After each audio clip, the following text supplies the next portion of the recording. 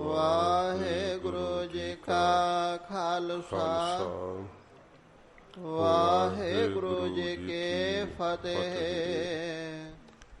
ਸੱਚੇ ਪਾਤਸ਼ਾਹ ਚਬਰ ਛਤਰ ਤਖਤ ਦੇ ਮਾਲਕ, ਜਾਗਦੀ ਜੋਤ, 10 ਪਾਤਸ਼ਾਹੀਆਂ ਦੇ ਆਤਮਕ ਸਰੂਪ, ਧੰਨ ਸਾਹਿਬ ਸ਼੍ਰੀ ਗੁਰੂ ਗ੍ਰੰਥ ਸਾਹਿਬ ਜੀ ਮਹਾਰਾਜ,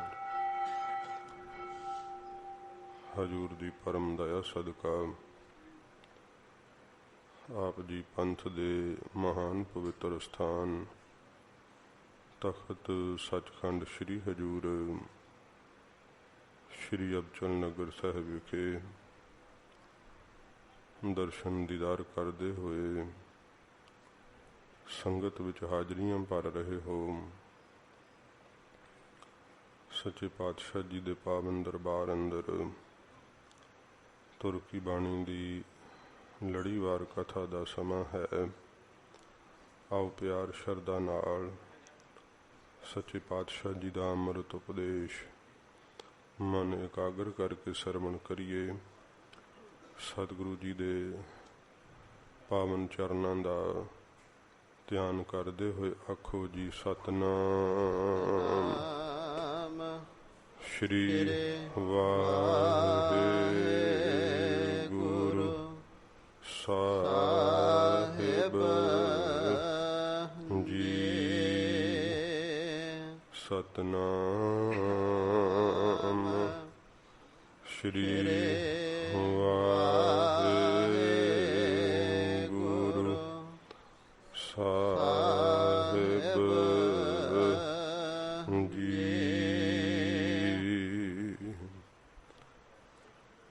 ਸਤਿਨਾਮ ਸ਼੍ਰੀ ਵਾਹਿਗੁਰੂ ਜੀ।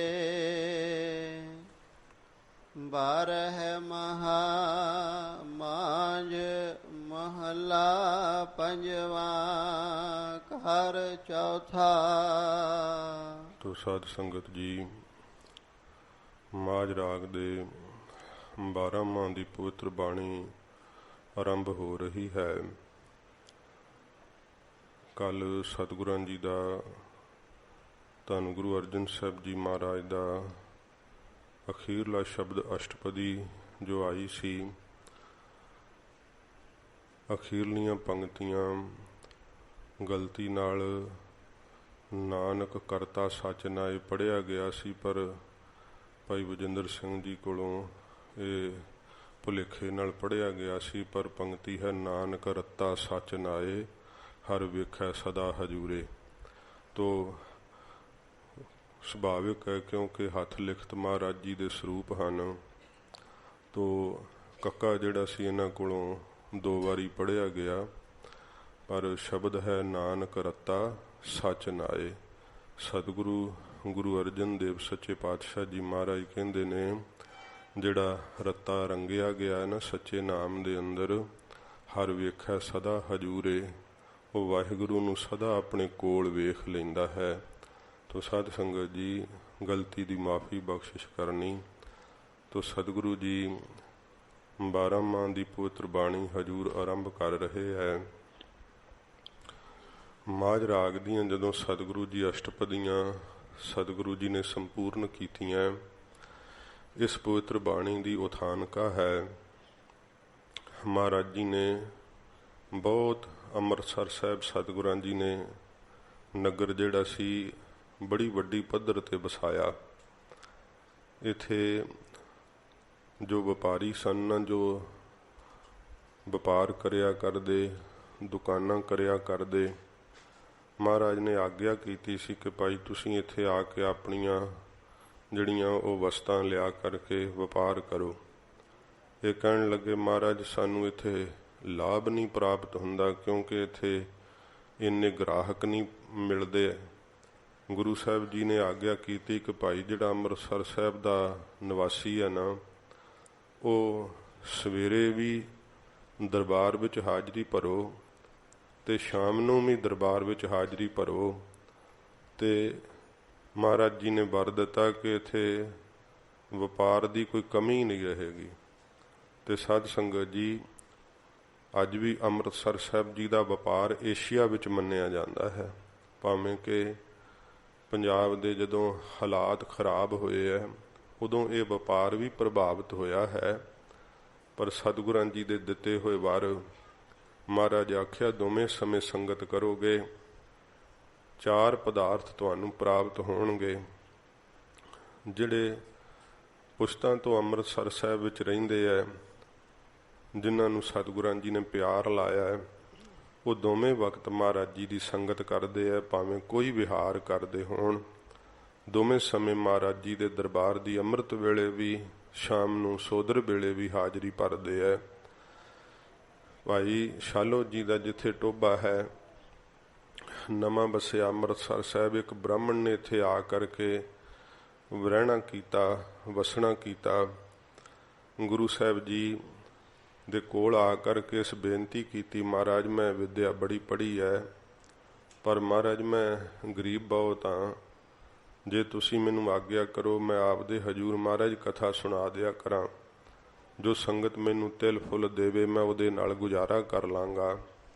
ਹਜੂਰ ਦਇਆਵਾਨ ਗੁਰੂ ਅਰਜਨ ਦੇਵ ਸੱਚੇ ਪਾਤਸ਼ਾਹ ਜੀ ਮਹਾਰਾਜ ਸਤਿਗੁਰਾਂ ਜੀ ਨੇ ਆਗਿਆ ਕਰ ਦਿੱਤੀ, ਇਹ ਕਥਾ ਕਰਿਆ ਕਰੇ। ਤੇ ਸੰਗਤ ਦੇ ਮਾਇਆ ਨਾਲ ਹੌਲੀ ਹੌਲੀ ਇੰਨਾ ਪ੍ਰਭਾਵ ਪਿਆ ਕਿ ਇਹਦਾ ਮਨ ਬਦਲਦਾ ਗਿਆ। ਇਹਨੇ ਘਰ ਵੀ ਸੋਹਣਾ ਉੱਥੇ ਪਾ ਲਿਆ। ਚੇਤਰ ਦੀ ਸੰਗਰਾਂਦ ਦਾ ਦਿਨ ਜਦੋਂ ਆਇਆ ਤੇ ਮਹਾਰਾਜ ਦਾ ਸਿੱਖ ਇੱਕ ਲੈਣ ਗਿਆ, ਪੰਡਤ ਜੀ ਤੁਸੀਂ ਆਏ ਨਹੀਂ, ਅੱਜ ਚੇਤਰ ਦੀ ਸੰਗਰਾਂਦ ਵੈ ਤੇ ਤੁਸੀਂ ਮਹੀਨਾ ਛੜਾਓ ਫਲਾਦੇਸ਼ ਦੱਸੋ। ਤੇ ਉਹ ਪੰਡਤ ਅੱਗੋਂ ਕਹਿਣ ਲੱਗਾ ਕਿ ਵੇਖੋ 4 ਯੁੱਗਾਂ ਦੀ ਰਵਾਇਤ ਰਹੀ ਹੈ ਪਹਿਲਾਂ, ਕਿ ਪਹਿਲਿਆਂ ਯੁੱਗਾਂ ਵਿੱਚ ਵੀ ਸਾਨੂੰ ਪੰਡਤਾਂ ਨੂੰ ਹੀ, ਬ੍ਰਾਹਮਣਾਂ ਨੂੰ ਹੀ ਸਾਰੇ ਗੁਰੂ ਮੰਨਦੇ ਆਏ ਹੈ। ਹੁਣ ਕਲਯੁੱਗ ਵਿੱਚ ਗੁਰੂ ਸਾਹਿਬ ਸਾਨੂੰ ਗੁਰੂ ਜਾਣ ਕੇ ਜਿਹੜਾ ਉਹ ਪੂਜਾ ਨਹੀਂ ਕਰਾਉਂਦੇ ਤੇ ਸਾਰੇ ਲੋਕ ਗੁਰੂ ਅਰਜਨ ਸਾਹਿਬ ਜੀ ਮਹਾਰਾਜ ਨੂੰ ਗੁਰੂ ਮੰਨਦੇ ਹੈ। ਤੇ ਮਹੀਨੇ ਦਾ ਫਲਾਦੇਸ਼ ਵੀ ਤੁਸੀਂ ਫਿਰ ਮਹਾਰਾਜ ਤੋਂ ਹੀ ਸੁਣੋ, ਜਾਂ ਤੇ ਫਿਰ ਗੁਰੂ ਵੀ ਮੈਨੂੰ ਮੰਨੋ। ਇਹਦਾ ਇਹ ਮਨਸ਼ਾ ਸੀਗੀ ਇਹਦੀ। ਜਦੋਂ ਸਿੱਖ ਨੇ ਬਾਬਾ ਬੁੱਢਾ ਸਾਹਿਬ ਜੀ ਨੂੰ ਦੱਸਿਆ ਤੇ ਹਜੂਰ ਉਸ ਸਮੇਂ ਸਾਧ ਸੰਗਤ ਜੀ ਇਹ ਮੰਜੀ ਸਾਹਿਬ ਦੀਵਾਨ ਹਾਲ ਦੇ ਅੰਦਰ ਪ੍ਰਵੇਸ਼ ਕਰਦਿਆਂ ਉਹ ਸੰਗੇ ਮਰਮਰ ਦੀ ਸੋਹਣੀ ਛਤਰੀ ਚਬੂਤਰਾ ਬਣਿਆ ਹੋਇਆ। ਇੱਥੇ ਸਤਿਗੁਰੂ ਜੀ ਦੀਵਾਨ ਸਜਾਇਆ ਕਰਦੇ ਸੀ ਗਰੀਬ ਨਵਾਜ। ਇਹ ਬਾਣੀ ਦੇ ਉਚਾਰਨ ਕਰਨ ਦਾ ਉਹ ਥਾਂ ਹੈ ਤੇ ਉਸ ਥੜਾ ਸਾਹਿਬ ਦੇ ਉੱਪਰ ਲਿਖਿਆ ਵੀ ਹੋਇਆ ਕਿ ਇਹ ਉਹ ਪਵਿੱਤਰ ਥੜਾ ਸਾਹਿਬ ਹੈ ਜਿਸ ਥੜਾ ਸਾਹਿਬ ਤੇ ਬੈਠ ਕੇ ਸ਼ਹੀਦਾਂ ਦੇ ਸਰਤਾਜ ਗੁਰੂ ਅਰਜਨ ਦੇਵ ਸੱਚੇ ਪਾਤਸ਼ਾਹ ਜੀ ਮਹਾਰਾਜ ਨੇ ਮਾਝ ਰਾਗ ਦੇ ਵਿੱਚ 12ਵਾਂ ਨਾਮੇ ਬਾਣੀ ਉਚਾਰਨ ਕੀਤੀ। ਸਾਰੀ ਸੰਗਤ ਦਾ ਬਹੁਤ ਭਰਵਾਂ ਇਕੱਠ ਹੈ। ਜੀਵਨ ਮੁਕਤ ਪੁਰਖ ਮਹਾਰਾਜ ਦੀ ਹਜ਼ੂਰੀ 'ਚ ਬੈਠੇ ਹੈ। ਭਾਈ ਗੁਰਦਾਸ ਜੀ ਵਰਗੇ ਗੁਰੂ ਘਰ ਦੇ ਅਨੰਨ ਸੇਵਕ, ਏਡੇ ਏਡੇ ਵਿਦਵਾਨ ਪੁਰਖ ਮਹਾਰਾਜ ਗੁਰੂ ਅਰਜਨ ਦੇਵ ਸੱਚੇ ਪਾਤਸ਼ਾਹ ਦੇ ਹਜ਼ੂਰ ਮਹਾਰਾਜ ਦੇ ਦਰਸ਼ਨਾਂ ਦਾ ਰਸ ਲੈ ਰਹੇ ਹੈ। ਮਾਈ ਸੇਵਾ ਜਿਹੜੀ ਤੀਸਰੇ ਪਾਤਸ਼ਾਹ ਦੇ ਵਕਤ ਆਪਣੀ ਅਜਮਤ ਸ਼ਕਤੀ ਨਾਲ ਕਾਬਲੋਂ ਆ ਕੇ ਸੇਵਾ ਕਰਦੀ ਹੁੰਦੀ ਸੀ ਗੋਇੰਦਵਾਲ ਸਾਹਿਬ, ਉਹ ਮਾਈ ਦੀ ਉਮਰ ਮਾਈ ਸੇਵਾ ਦੀ ਬੜੀ ਵੱਡੀ ਹੋਈ ਹੈ। ਉਹ ਵੀ ਗੁਰੂ ਮਹਾਰਾਜ ਦੇ ਹਜ਼ੂਰ ਬੈਠੀ ਹੈ ਤੇ ਸਤਿਗੁਰਾਂ ਜੀ ਦਾ ਸੰਗਤਾਂ ਉਹ ਦਰਸ਼ਨ ਕਰ ਰਹੀਆਂ। ਬਾਬਾ ਬੁੱਢਾ ਸਾਹਿਬ ਜੀ ਸਭ ਦੇ ਵਿੱਚ ਉੱਠ ਕੇ ਖਲੋ ਗਏ ਹੈ। ਜਦੋਂ ਮਹਾਰਾਜ ਜੀ ਨੇ ਬਾਬਾ ਬੁੱਢਾ ਸਾਹਿਬ ਨੂੰ ਸਾਹਮਣੇ ਖਲੋਤਿਆਂ ਵੇਖਿਆ, ਹੱਥ ਜੁੜੇ ਹੋਏ ਆ ਬਾਬਾ ਬੁੱਢਾ ਸਾਹਿਬ ਜੀ ਦੇ, ਬੜੀ ਹਲੀਮੀ ਨਾਲ ਖੜੇ ਆ। ਹਜੂਰ ਨੇ ਪੁੱਛਿਆ, ਬਾਬਾ ਬੁੱਢਾ ਸਾਹਿਬ ਜੀ ਆਪ ਜੀ ਕੁਝ ਕਹਿਣਾ ਚਾਹੁੰਦੇ ਆ? ਹਾਂ ਮਹਾਰਾਜ, ਆਪ ਦੇ ਚਰਨਾਂ ਵਿੱਚ ਬੇਨਤੀ ਹੈ ਸੱਚੇ ਪਾਤਸ਼ਾਹ ਜੀ। ਹਜੂਰ ਮਹੀਨੇ ਦਾ ਫਲਾਦੇਸ਼ ਆਪ ਦੀਆਂ ਸੰਗਤਾਂ ਬ੍ਰਾਹਮਣਾਂ ਕੋਲੋਂ ਕਦੋਂ ਤੱਕ ਸੁਣਦੀਆਂ ਰਹਿਣਗੀਆਂ? ਮਹਾਰਾਜ ਕੋਈ ਆਪ 12ਵਾਂ ਬਾਣੀ ਉਚਾਰਨ ਕਰੋ। ਬ੍ਰਾਹਮਣ ਤਾਂ ਹੰਕਾਰੀ ਹੋਇਆ, ਮਹਾਰਾਜ ਕਹਿੰਦਾ ਗੁਰੂ ਵੀ ਮੈਨੂੰ ਮੰਨੋ ਤਾਂ ਫਲਾਦੇਸ਼ ਸੁਣਾਊਂਗਾ। ਮਹਾਰਾਜ ਆਇਆ ਨਹੀਂ ਹੈ। ਸਤਿਗੁਰੂ ਜੀ ਨੇ ਆਗਿਆ ਕੀਤੀ ਕਿ ਅਸੀਂ ਤੁਖਾਰੀ ਰਾਗ ਵਿੱਚ 12ਵਾਂ ਉਚਾਰਨ ਕੀਤੇ। ਪਹਿਲੇ ਸਰੂਪ ਵਿੱਚ ਧੰਨ ਗੁਰੂ ਨਾਨਕ ਸਾਹਿਬ ਜੀ ਦੀ ਬਖਸ਼ਿਸ਼ ਹੈ। ਤਾਂ ਬਾਬਾ ਬੁੱਢਾ ਸਾਹਿਬ ਜੀ ਨੇ ਉਦੋਂ ਬੇਨਤੀ ਕੀਤੀ, ਸੱਚੇ ਪਾਤਸ਼ਾਹ ਬਹੁਤ ਅੰਤਰੀਬ ਮਹਿੰਗੇ ਅਲੰਕਾਰ ਮਹਾਰਾਜ ਨੇ ਉਸ ਬਾਣੀ 'ਚ ਰੱਖੇ ਹੈ। ਸੱਚੇ ਪਾਤਸ਼ਾਹ ਆਪ ਦੀ ਬਾਣੀ ਪੜ੍ਹਨ ਸੁਣਨ ਸੇ ਜਿਹੜੇ ਵਿਹਾਰਾਂ ਵਿੱਚ ਖੱਚਤ ਮੈਂ ਨਾ, ਉਹਨਾਂ ਨੂੰ ਮਹਾਰਾਜ ਸਮਝ ਪੈਣੀ ਬੜੀ ਦੁਸਤਰਵ ਹੈ। ਸੱਚੇ ਪਾਤਸ਼ਾਹ ਆਪ ਸੁਖੈਨ ਬਾਣੀ ਉਚਾਰੋ, ਜਿਹਦੇ ਪੜ੍ਹਨ ਸੁਣਨ ਵਾਲੀ ਮਹਾਰਾਜ ਸਮਝ ਪੈ ਜਾਵੇ। ਵਿਹਾਰਾਂ ਵਿੱਚ ਖੱਚਤ ਮਨ ਨੂੰ ਵੀ ਮਹਾਰਾਜ ਸਮਝ ਪੈਣ ਨਾਲ ਸਕੂਨ ਮਿਲੇ, ਸ਼ਾਂਤੀ ਆਵੇ। ਇਹ ਮਹਾਰਾਜ ਆਪ ਕਿਰਪਾ ਕਰੋ। ਸਤਿਗੁਰੂ ਗੁਰੂ ਅਰਜਨ ਦੇਵ ਸੱਚੇ ਪਾਤਸ਼ਾਹ ਜੀ ਮਹਾਰਾਜ ਕਹਿੰਦੇ, ਬਾਬਾ ਬੁੱਢਾ ਸਾਹਿਬ ਜੀ ਆਪ ਨੂੰ ਨਿਰੰਕਾਰ ਨੇ ਪ੍ਰੇਰਨਾ ਕੀਤੀ ਹੈ। ਜਿਵੇਂ ਸੰਗਤਾਂ ਚਾਹੁੰਦੀਆਂ ਹਨ, ਵਾਹਿਗੁਰੂ ਜੀ ਦੀ ਇਹ ਆਗਿਆ ਹੈ ਤੇ ਅਸੀਂ ਇਹ 12ਵਾਂ ਬਾਣੀ ਉਚਾਰਨ ਕਰਦੇ ਹਾਂ। ਸਤਿਗੁਰਾਂ ਜੀ ਨੇ ਇਸ ਬਾਣੀ ਦੇ ਅੰਦਰ ਸਾਧ ਸੰਗਤ ਜੀ, ਜਿਵੇਂ ਹਜ਼ੂਰ ਗੁਰੂ ਨਾਨਕ ਸਾਹਿਬ ਜੀ ਮਹਾਰਾਜ ਤੁਖਾਰੀ ਰਾਗ ਦਾ 12ਵਾਂ ਉਚਾਰਿਆ ਨਾ, ਸਾਰੀ ਬਾਣੀ ਬਿਰਹੋ ਦੀ ਭਰੀ ਹੋਈ ਹੈ ਸੱਚੇ ਪਾਤਸ਼ਾਹ ਜੀ ਦੀ। ਕਰਤਾਰਪੁਰ ਸਾਹਿਬ ਉਸ ਬਾਣੀ ਦੇ ਉਚਾਰਨ ਦਾ ਥਾਂ ਹੈ। ਸੱਚੇ ਪਾਤਸ਼ਾਹ ਜੀ ਮਹਾਰਾਜ ਬਹੁਤ ਬਿਰਹੋ ਕਿਹਾ ਉਸ ਬਾਣੀ ਦੇ ਅੰਦਰ। ਫਿਰ ਮਹਾਰਾਜ ਮਿਲਾਪ ਦੱਸਿਆ ਸੱਚੇ ਪਾਤਸ਼ਾਹ ਜੀ ਨੇ, ਵਾਹਿਗੁਰੂ ਦੀ ਅਭੇਦਤਾ ਕਹੀ ਹੈ।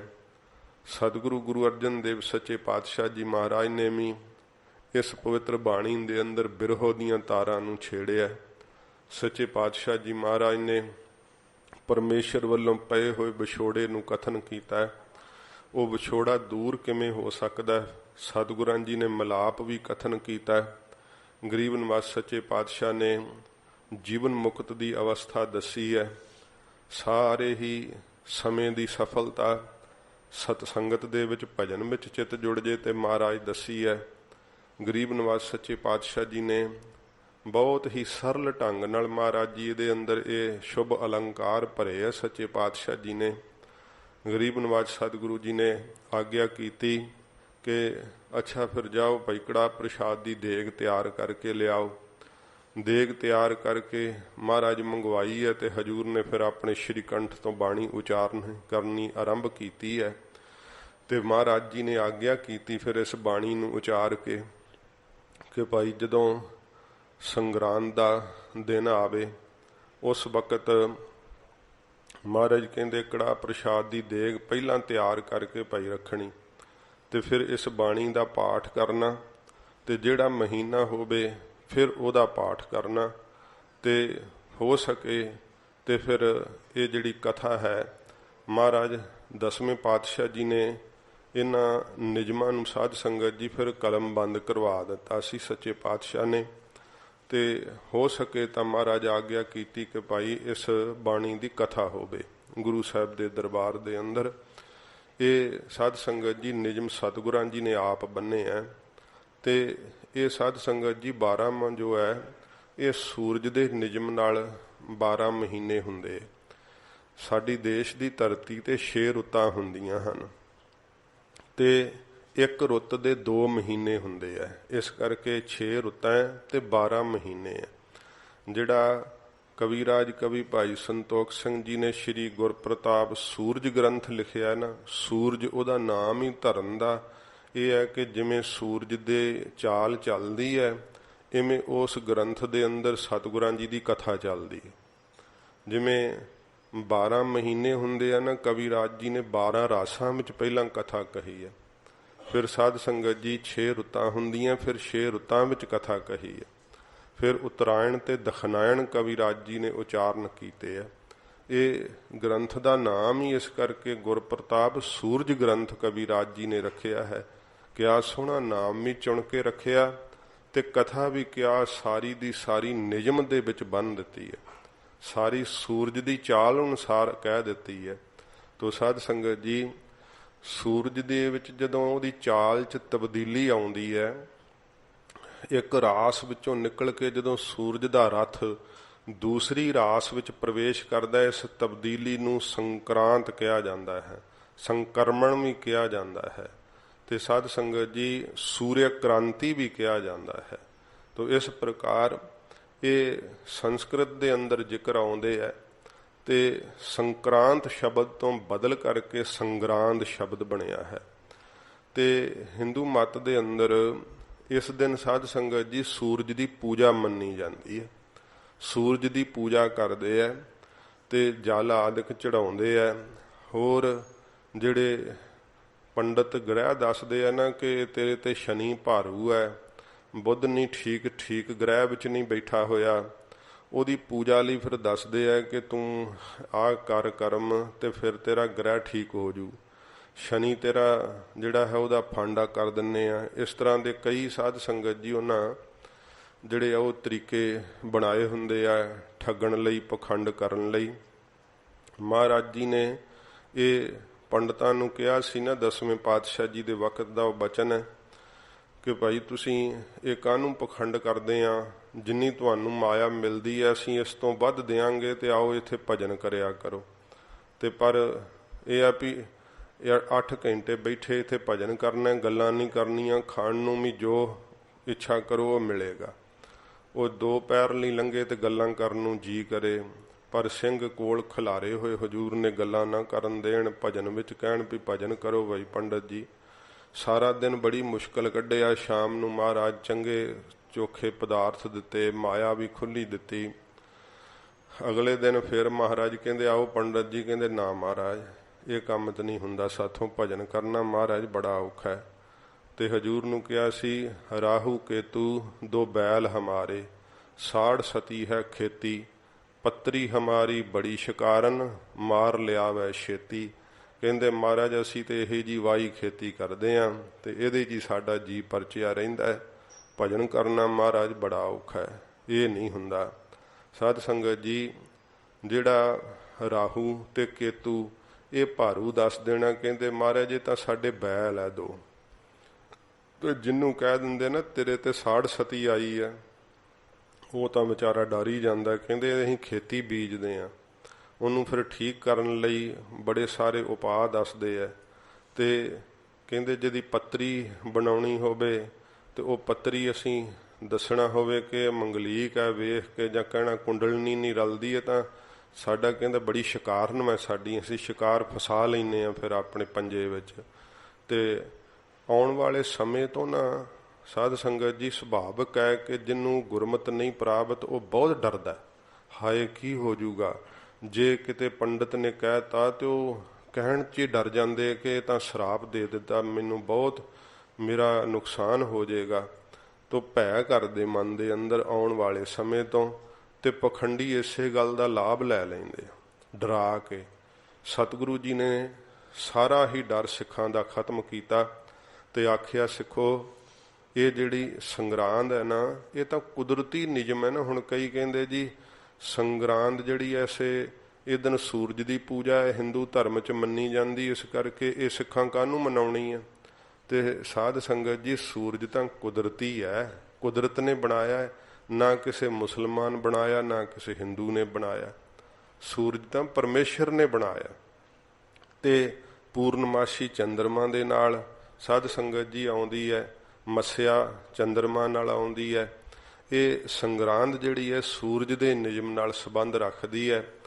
ਤੇ ਜਦੋਂ ਸੂਰਜ ਦੇ ਅੰਦਰ ਤਬਦੀਲੀ ਆਉਂਦੀ ਹੈ ਨਾ ਉਦੋਂ ਸਾਧ ਸੰਗਤ ਜੀ ਮਹੀਨਾ ਜਿਹੜਾ ਨਵਾਂ ਚੜ੍ਹਦਾ, ਨਵੀਂ ਰਾਸ ਆਉਂਦੀ ਹੈ। ਤੇ ਇਹ ਰੁੱਤ ਦਾ ਨਾ ਬਹੁਤ ਜ਼ਿਆਦਾ ਸਾਡੇ ਸਰੀਰ ਤੇ ਮਨ ਤੇ ਬੜਾ ਡੂੰਘਾ ਅਸਰ ਹੁੰਦਾ ਹੈ, ਭਾਵੇਂ ਕਿ ਅਗਿਆਤ ਜੀਵ ਇਹਨਾਂ ਭਾਵਾਂ ਨੂੰ ਨਹੀਂ ਪ੍ਰਾਪਤ ਕਰ ਪਾਉਂਦੇ। ਜਿਨ੍ਹਾਂ ਦਾ ਮਨ ਬਹੁਤ ਸੂਖਸ਼ਮ ਹੋ ਜਾਂਦਾ ਹੈ, ਬਹੁਤ ਜਲਦੀ ਦਰਵੀਭੂਤ ਹੁੰਦਾ ਹੈ, ਉਹ ਇਹਨਾਂ ਭਾਵਾਂ ਨੂੰ ਪ੍ਰਾਪਤ ਕਰ ਲੈਂਦੇ ਆ। ਕੁਦਰਤ ਦੇ ਵਿੱਚੋਂ ਵੀ ਰੁੱਤਾਂ ਦਾ ਪ੍ਰਭਾਵ ਉਹਨਾਂ ਨੂੰ ਸਰੀਰ ਤੇ ਤਾਂ ਵੇਖੋ ਸਾਧ ਸੰਗਤ ਜੀ ਹਰੇਕ ਦੇ ਆਉਂਦਾ ਹੀ ਹੈ। ਜਿਵੇਂ ਪੁਰਾਣਾ ਮਾਸ ਵੀ ਝੜ ਜਾਣਾ ਤੇ ਨਵਾਂ ਮਾਸ ਆਉਣਾ, ਤੇ ਬੜੀਆਂ ਸਾਰੀਆਂ ਤਬਦੀਲੀਆਂ ਆਉਂਦੀਆਂ ਨੇ। ਇਸੇ ਤਰ੍ਹਾਂ ਮਨ ਅੰਦਰ ਵੀ ਸਾਧ ਸੰਗਤ ਜੀ ਦਾ ਰੁੱਤ ਦਾ ਭਾਵ ਜਿਹੜਾ ਨਾ ਉਹ ਬਹੁਤ ਜ਼ਿਆਦਾ ਪ੍ਰਾਪਤ ਹੁੰਦਾ ਹੈ। ਇਸ ਕਰਕੇ ਸਤਿਗੁਰਾਂ ਜੀ ਨੇ ਬਾਹਰੋਂ ਰੁੱਤਾਂ ਦਾ ਭਾਵ ਰੱਖ ਕੇ ਨਾ ਮਹਾਰਾਜ ਜੀ ਨੇ ਅੰਤਰੀਵ ਸੱਚੇ ਪਾਤਸ਼ਾਹ ਜੀ ਨੇ ਉਪਦੇਸ਼ ਦਿੱਤਾ ਕਿ ਵੇਖ ਕਿੰਨੇ ਆ ਬਾਹਰ ਤਾਂ ਪੱਤ ਝੜਾਂ ਵੀ ਆ ਗਈਆਂ, ਪੱਤ ਝੜ ਤੋਂ ਫਿਰ ਬਸੰਤ ਰਿਤੂ ਆ ਜਾਂਦੀ ਹੈ, ਪਰ ਤੇਰੇ ਅੰਦਰ ਸਦਾ ਹੀ ਪਤਝੜ ਕਿਉਂ ਲੱਗੀ ਰਹਿੰਦੀ ਹੈ? ਤੇਰੇ ਅੰਦਰ ਸਦਾ ਹੀ ਜੇਠ ਦਾ ਤੇ ਜਿਹੜੀ ਆ ਘਾਮ ਗਰਮੀ ਉਹ ਤਪਸ਼ ਕਿਉਂ ਪੈਂਦੀ ਰਹਿੰਦੀ ਹੈ? ਕਿਉਂ ਨਹੀਂ ਤੂੰ ਵੀ ਬਸੰਤ ਰੁੱਤ ਦਾ ਜਿਹੜਾ ਆਪਣੇ ਮਨ ਦੇ ਅੰਦਰ ਨਗਮਾ ਕੋਈ ਛੇੜਦਾ? ਕਿਉਂ ਨਹੀਂ ਤੇਰੇ ਅੰਦਰ ਪ੍ਰੀਤ ਦੀ ਉਹ ਲੜੀ ਜਿਹੜੀ ਹੈ ਉਹ ਪ੍ਰਾਪਤ ਹੁੰਦੀ? ਇਹ ਸਤਿਗੁਰਾਂ ਜੀ ਨੇ ਸਾਨੂੰ ਆਪਣੀ ਬਾਣੀ ਵਿੱਚ ਦੱਸਿਆ, ਤੇਰਾ ਜੀਵਨ ਸੁੱਕਾ ਲੰਘਦਾ ਜਾਂਦਾ ਹੈ, ਵੇਖ ਲੈ, ਇਹਨੂੰ ਪ੍ਰੀਤ ਨਾਲ ਸਨਿਗਧ ਕਰ ਲੈ। ਤੂੰ ਵੀ ਆਪਣੇ ਅੰਦਰ ਬਸੰਤ ਰੁੱਤ ਵਰਗੇ ਜਿਹੜੇ ਬਾਹਰ ਫੁੱਲ ਖਿੜੇ ਅੰਦਰ ਖੇੜ ਲੈ ਉਹ ਫੁੱਲ। ਤੇ ਸਾਧ ਸੰਗਤ ਜੀ, ਇਸ ਕਰਕੇ ਸੰਗਰਾਂਦ ਨੂੰ ਕਦੇ ਮਨਮਤ ਨਹੀਂ ਸਮਝਣਾ, ਇਹ ਗੁਰਮਤਿ ਹੈ। ਸਤਿਗੁਰਾਂ ਜੀ ਨੇ ਸਾਨੂੰ ਆਗਿਆ ਕੀਤੀ ਹੈ, ਇਸ ਕਰਕੇ ਗੁਰੂ ਸਾਹਿਬ ਦਾ ਦਿੱਤਾ ਹੋਇਆ ਜੋ ਵੀ ਸਾਨੂੰ ਉਪਦੇਸ਼ ਹੈ ਉਹ ਮਨਮਤ ਕਿਵੇਂ ਹੋ ਸਕਦੀ ਹੈ? ਫਿਰ ਜਿਨ੍ਹਾਂ ਦਾ ਇਹ ਖਿਆਲ ਹੈ ਨਾ ਕਿ ਸੰਗਰਾਂਦ ਨੂੰ ਨਹੀਂ ਜਾਣਾ ਚਾਹੀਦਾ, ਅੱਗੋਂ ਪਿੱਛੋਂ ਜਾਓ, ਅਸੀਂ ਸਗੋਂ ਇਹ ਬੇਨਤੀ ਕਰਦੇ ਹਾਂ ਭਾਈ, ਜੇ ਤੁਸੀਂ ਸੰਗਰਾਂਦ ਵਾਲੇ ਦਿਨ ਆਉਨੇ, ਕਿਉਂਕਿ ਕੱਲਾ ਸੰਗਰਾਂਦ ਨੂੰ ਜਿਹੜੇ ਆਉਂਦੇ ਆ ਗੁਰਸਿੱਖ ਉਹ ਇਹੀ ਸੋਚ ਕੇ ਆਉਂਦੇ ਆ ਕਿ ਮਹੀਨਾ ਬੜਾ ਵਧੀਆ ਲੰਘਦਾ ਹੈ, ਤੇ ਜੇ ਰੋਜ਼ ਆਓਗੇ ਤੇ ਜ਼ਿੰਦਗੀ ਕਿੰਨੀ ਚੰਗੀ ਲੰਘੇਗੀ। ਫਿਰ ਜਿਹੜੇ ਗੁਰੂ ਘਰ ਨਾਲੋਂ ਤੋੜਨਾ ਚਾਹੁੰਦੇ ਆ ਉਹਨਾਂ ਦਾ ਲੁਕਵਾਂ ਮੰਤਵ ਇਹ ਹੈ ਕਿ ਜੇ ਗੁਰਦੁਆਰੇ ਸਾਹਿਬ ਨਹੀਂ ਆਉਣਗੇ ਸੰਗਰਾਂਦ ਨੂੰ ਤੇ ਆਪੇ ਹੀ ਫਿਰ ਬ੍ਰਾਹਮਣਾਂ ਕੋਲ ਹੀ ਜਾਣਗੇ, ਫਿਰ ਹੋਰ ਹੀ ਕਿਤੇ ਪੂਜਾ ਕਰਨ ਜਾਣਗੇ, ਆਪੇ ਹੀ ਕਿਤੇ ਫਿਰ ਪਾਣੀਆਂ 'ਚ ਦੀਵੇ ਤਾਰਦੇ ਫਿਰਨਗੇ। ਕਿਉਂਕਿ ਗੁਰੂ ਘਰ ਆ ਗਏ ਤਾਂ ਗੁਰਮਤਿ ਮਿਲ ਜਾਣੀ ਹੈ, ਸਿੱਖਿਆ ਮਿਲ ਜਾਣੀ ਹੈ, ਜੀਵਨ ਦੀ ਜੁਗਤ ਲੱਭ ਪੈਣੀ ਹੈ। ਇਸ ਕਰਕੇ ਉਹਨਾਂ ਦਾ ਇਹ ਜ਼ੋਰ ਹੈ ਕਿ ਗੁਰਦੁਆਰੇ ਸਾਹਿਬ ਨਾ ਜਾਓ, ਇਹ ਮਨਮਤ ਹੈ। ਸਾਧ ਸੰਗਤ ਜੀ, ਗੁਰਦੁਆਰੇ ਸਾਹਿਬ ਜਾਣ ਤੋਂ ਰੋਕਣਾ ਹੀ ਮਨਮਤ ਹੈ। ਸਤਿਗੁਰੂ ਜੀ ਦੇ ਦੁਆਰੇ ਆਉਣਾ, ਹਜੂਰ ਦੀ ਸਿੱਖਿਆ ਲੈਣੀ, ਸਿੱਖਿਆ ਨੂੰ ਸਮਝਣਾ, ਧਾਰਨ ਕਰਨਾ, ਆਪਣੇ ਜੀਵਨ ਦੇ ਅੰਦਰ ਕਮਾਉਣਾ, ਤੇ ਇਹ ਸਾਧ ਸੰਗਤ ਜੀ ਗੁਰਮਤਿ ਹੈ। ਸੱਚੇ ਪਾਤਸ਼ਾਹ ਜੀ ਮਹਾਰਾਜ ਜਦੋਂ ਹਜੂਰ ਨੇ ਫਿਰ ਕੜਾਹ ਪ੍ਰਸ਼ਾਦ ਦੀ ਦੇਗ ਮੰਗਵਾਈ ਹੈ ਤੇ ਸਤਿਗੁਰਾਂ ਜੀ ਨੇ ਇਸ ਪਵਿੱਤਰ ਬਾਣੀ ਨੂੰ ਹਜੂਰ ਨੇ ਆਪਣੇ ਸ਼੍ਰੀ ਕੰਠ ਤੋਂ ਮਹਾਰਾਜ ਜੀ ਨੇ ਉਚਾਰਨ ਕੀਤਾ ਹੈ। ਸੱਚੇ ਪਾਤਸ਼ਾਹ ਜੀ ਬਖਸ਼ਿਸ਼ ਕਰਦੇ ਹਨ। ਸਤਿਨਾਮ ਸ਼੍ਰੀ ਵਾਹਿਗੁਰੂ ਜੀ। 12 ਮਹਾ ਮਾਂਝ ਮਹੱਲਾ ਪੰਜਵਾਂ ਘਰ ਚੌਥਾ। ਸੱਚੇ ਪਾਤਸ਼ਾਹ ਜੀ ਨੇ ਪਾਵਨ ਬਾਣੀ ਦਾ ਨਾਮ ਹੀ 12 ਮਾਹਾਂ ਰੱਖਿਆ। ਮਾਹ ਲਿਖਿਆ ਹੁੰਦਾ ਤੇ ਮਹੀਨਾ ਇੱਕ ਦਾ ਵਾਚਕ ਹੋਣਾ ਸੀ। ਮਹਾਰਾਜ ਜੀ ਨੇ ਕਿਹਾ 12 ਮਾਹਾਂ, ਮਾਹਾਂ ਬਹੁ ਵਚਨ ਹੈ, 12 ਮਹੀਨੇ। ਸੱਚੇ ਪਾਤਸ਼ਾਹ ਜੀ ਮਹਾਰਾਜ ਨੇ ਮਾਝ ਰਾਗ ਦੇ ਅੰਦਰ ਸ਼ਹੀਦਾਂ ਦੇ ਸਰਤਾਜ ਧੰਨ ਗੁਰੂ ਅਰਜਨ ਦੇਵ ਸੱਚੇ ਪਾਤਸ਼ਾਹ ਚੌਥੇ ਘਰ ਸੁਰਤਾਲ ਵਿੱਚ ਮਹਾਰਾਜ ਬਾਣੀ ਉਚਾਰਦੇ ਹਨ। ਇਕ ਓੰਕਾਰ ਸਤਿਗੁਰ ਪ੍ਰਸਾਦ। ਸੱਚੇ ਪਾਤਸ਼ਾਹ ਜੀ ਬੀਜ ਮੰਤਰ ਉਚਾਰ ਕੇ ਮੰਗਲ ਕਰਦੇ ਹੋਏ ਹਜੂਰ ਬਾਣੀ ਦੀ ਆਰੰਭਤਾ ਕਰ ਰਹੇ ਹੈ। ਸੱਚੇ ਪਾਤਸ਼ਾਹ ਜੀ ਮਹਾਰਾਜ ਫਰਮਾਉਂਦੇ ਹੈ ਕਿ ਅਦਵੈਤ ਸਰੂਪ ਵਾਹਿਗੁਰੂ ਇੱਕ ਹੈ, ਓੰਕਾਰ ਸਰਬ ਦਾ ਪ੍ਰਕਾਸ਼ਕ ਹੈ, ਸਜਾਤੀ ਵਜਾਤੀ ਸਵੈਗਤ ਭੇਦ ਰਹਿਤ ਹੈ। ਸਾਧ ਸੰਗਤ ਜੀ, ਪਰਮੇਸ਼ਰ ਜਿਹੜਾ ਉਹਦੀ ਸਹਿ ਜਾਤੀ ਵੀ ਕੋਈ ਹੋਰ ਹੈ ਨਹੀਂ। ਜਿਵੇਂ ਸਾਡੀਆਂ ਸਹਿ ਜਾਤੀਆਂ ਹੁੰਦੀਆਂ ਨਾ, ਮਨੁੱਖ ਵਰਗੇ ਹੋਰ ਮਨੁੱਖ ਹੈਗੇ ਆ, ਪਰ ਇਉਂ ਨਹੀਂ ਕਿ ਪਰਮੇਸ਼ਰ ਵਰਗਾ ਹੋਰ ਵੀ ਕੋਈ ਪਰਮੇਸ਼ਰ ਹੈਗਾ ਹੈ। ਤੇ ਵਜਾਤੀ ਹੁੰਦੀ ਹੈ ਜਿਹੜੀ ਦੂਸਰੀ ਜਾਤੀ ਹੋਵੇ। ਜਿਵੇਂ ਸਾਡੇ ਤੋਂ ਦੂਸਰੀਆਂ ਜਾਤੀਆਂ ਕਿਹੜੀਆਂ ਨੇ? ਘੋੜੇ ਨੇ, ਫਿਰ ਗਾਵਾਂ ਨੇ, ਮੱਝਾਂ ਨੇ, ਇਹ ਵਜਾਤੀ ਅਖਵਾਈਆਂ ਜਾਂਦੀਆਂ। ਤੇ ਇਹ ਵੀ ਨਹੀਂ ਕਿ ਕੋਈ ਵਜਾਤੀ ਹੋਰ ਪਰਮੇਸ਼ਰ ਵਰਗਾ ਕੋਈ ਵਜਾਤੀ ਹੈਗਾ, ਦੂਸਰੀ ਜਾਤੀ ਵਿੱਚ ਵੀ ਕੋਈ ਪਰਮੇਸ਼ਰ ਵਰਗੀ ਕੋਈ ਸ਼ਕਤੀ ਰੱਖਣ ਵਾਲਾ ਹੈ, ਨਹੀਂ। ਉਹਦੇ ਵਿੱਚ ਵਜਾਤੀ ਭੇਦ ਵੀ ਨਹੀਂ ਹੈ, ਸਵੈਗਤ ਭੇਦ ਹੁੰਦਾ ਹੈ। ਜਿਵੇਂ ਆਪਣੇ ਜਿਹੜੇ ਹੱਥ ਵੈ ਉਹ ਪੈਰਾਂ ਨਾਲ ਨਹੀਂ ਰਲਦੇ ਹਨ। ਜਿਵੇਂ ਸਾਧ ਸੰਗਤ ਜੀ, ਜਿਹੜਾ ਬ੍ਰਿਕਸ਼ ਹੁੰਦਾ ਉਹਦੇ ਟਾਹਣੇ ਹੋਰ ਤਰ੍ਹਾਂ ਦੇ ਹੈ, ਤਣਾ ਹੋਰ ਤਰ੍ਹਾਂ ਦਾ, ਪੱਤੇ ਹੋਰ ਤਰ੍ਹਾਂ ਦੇ ਹੈ, ਫਲ ਹੋਰ ਤਰ੍ਹਾਂ ਦਾ ਹੁੰਦਾ। ਇਹ ਸਵਾਗਤ ਭੇਦ ਹੁੰਦਾ ਹੈ। ਪਰਮੇਸ਼ਰ ਇਉਂ ਸਾਧ ਸੰਗਤ ਜੀ ਸਵੈਗਤ ਭੇਦ ਰਹਿਤ ਹੈ। ਇਉਂ ਸੱਚੇ ਪਾਤਸ਼ਾਹ ਜੀ ਮਹਾਰਾਜ ਕਹਿੰਦੇ ਫਿਰ ਦੇਸ਼ ਕਾਲ ਵਸਤੂ ਪ੍ਰਸ਼ੇਦ ਰਹਿਤ ਹੈ। ਜਿਵੇਂ ਦੇਸ਼, ਜਿਵੇਂ ਆਪਾਂ ਭਾਰਤ ਵਰਸ਼ ਵੈ, ਤੇ ਇਹਦੇ ਤੁਰਦਿਆਂ ਤੁਰਦਿਆਂ ਇਹਦੀ ਵੰਡ ਵਾਲਾ ਥਾਂ ਆ ਹੀ ਜਾਣਾ ਨਾ, ਕਿ ਇੱਥੇ ਭਾਈ ਹੁਣ ਭਾਰਤ ਦੀ ਹੱਦ ਖਤਮ ਹੁੰਦੀ ਹੈ, ਨੇਪਾਲ ਜਾਂ ਪਾਕਿਸਤਾਨ ਸ਼ੁਰੂ ਹੁੰਦਾ। ਮਹਾਰਾਜ ਕਹਿੰਦੇ ਭਾਈ ਉਹ ਪਰਮੇਸ਼ਰ ਜਿਹੜਾ ਨਾ ਦੇਸ਼ਾਂ ਕਰਕੇ ਵੀ ਵੰਡਿਆ ਨਹੀਂ ਜਾ ਸਕਦਾ ਹੈ। ਤੇ ਫਿਰ ਸਾਧ ਸੰਗਤ ਜੀ ਕਾਲ ਹੁੰਦੇ ਆ, ਜਿਵੇਂ 3 ਕਾਲ ਮੰਨੇ ਜਾਂਦੇ ਆ, ਭੂਤ ਕਾਲ ਹੈ, ਭਵਿੱਖ ਕਾਲ ਹੈ, ਵਰਤਮਾਨ ਕਾਲ ਹੈ। ਪਰਮੇਸ਼ਰ ਨੂੰ ਕਾਲਾਂ ਕਰਕੇ ਵੀ ਵੰਡਿਆ ਨਹੀਂ ਜਾ ਸਕਦਾ, ਉਹ ਤਾਂ ਤਿੰਨਾਂ ਹੀ ਕਾਲਾਂ ਵਿੱਚ ਸਮਾਇਆ ਹੋਇਆ ਹੈ, ਭੂਤ ਕਾਲ 'ਚ ਵੀ ਤੇ ਵਰਤਮਾਨ 'ਚ ਵੀ ਤੇ ਭਵਿੱਖ 'ਚ ਵੀ। ਵਸਤੂ ਕਰਕੇ ਵੀ ਸਾਧ ਸੰਗਤ ਜੀ ਉਸ ਦਾ ਨਿਰਣਾ ਨਹੀਂ ਕੀਤਾ ਜਾ ਸਕਦਾ, ਤੇ ਪ੍ਰਸ਼ੇਦ ਰਹਿਤ ਆ, ਉਹ ਕੱਟਣ ਤੋਂ ਰਹਿਤ ਹੈ। ਵਸਤੂ ਕਰਕੇ ਵੀ ਨਹੀਂ ਪ੍ਰਸ਼ੇਦਿਆ ਕੱਟਿਆ ਜਾ ਸਕਦਾ, ਉਸ ਨੂੰ ਬਿਰਤੀ ਕਰਕੇ ਵਿੰਨਿਆ ਨਹੀਂ ਜਾ ਸਕਦਾ, ਸਮਝਿਆ ਨਹੀਂ ਜਾ ਸਕਦਾ। ਸੱਚੇ ਪਾਤਸ਼ਾਹ ਜੀ ਮਹਾਰਾਜ ਕਹਿੰਦੇ ਭਾਈ ਉਹਨੂੰ ਕਾਲ ਕਰਕੇ ਵੰਡਿਆ ਨਹੀਂ ਜਾ ਸਕਦਾ, ਤੇ ਦੇਸ਼ ਕਰਕੇ ਵੀ ਉਸ ਦੀ ਹੱਦ ਨੂੰ ਸੀਮਤ ਨਹੀਂ ਕੀਤਾ ਜਾ ਸਕਦਾ। ਦੇਸ਼ ਕਾਲ ਵਸਤੂ ਪ੍ਰਸ਼ੇਦ ਰਹਿਤ ਹੈ, ਸਜਾਤੀ ਵਜਾਤੀ ਸੱਚੇ ਪਾਤਸ਼ਾਹ ਕਹਿੰਦੇ ਸਵੈਗਤ ਭੇਦ ਰਹਿਤ ਹੈ। ਉਹ ਪਰਮੇਸ਼ਰ ਗਰੀਬ ਨਵਾਜ ਕਹਿੰਦੇ ਨੇ ਓੰਕਾਰ ਸਰਬ ਦਾ ਪ੍ਰਕਾਸ਼ਕ ਹੈ। ਇਹ ਸਾਧ ਸੰਗਤ ਜੀ ਵੇਦਾਂ ਵਿੱਚ ਨਾ ਓਮ ਸ਼ਬਦ ਹੈ, ਤੇ 63 ਪ੍ਰਕਾਰ ਦਾ ਇਹਦਾ ਭੇਦ ਜਿਹੜਾ ਹੈ ਉਹ ਵਿਦਵਾਨਾਂ ਨੇ ਕਥਨ ਕੀਤਾ। ਹਜੂਰ ਨੇ ਏਕਾ ਮੂਹਰੇ ਲਾ ਕਰਕੇ ਉਹ 63 ਪ੍ਰਕਾਰ ਦਾ ਭੇਦ ਸਤਿਗੁਰਾਂ ਸਾਰਾ ਖਤਮ ਕਰਕੇ ਮਹਾਰਾਜ ਜੀ ਨੇ ਕਿਹਾ ਕਿ ਭਾਈ ਉਹ ਇੱਕੋ ਹੀ ਹੈ, ਉਹਦੇ ਵਰਗਾ ਕੋਈ ਦੂਸਰਾ ਹੈ ਨਹੀਂ।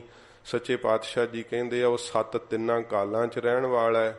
ਗੁਰ ਮਹਾਰਾਜ ਕਹਿੰਦੇ ਭਾਈ ਚੇਤਨ ਸਰੂਪ ਹੈ ਤੇ ਪ੍ਰਸਾਦ ਆਨੰਦ ਸਰੂਪ ਹੈ।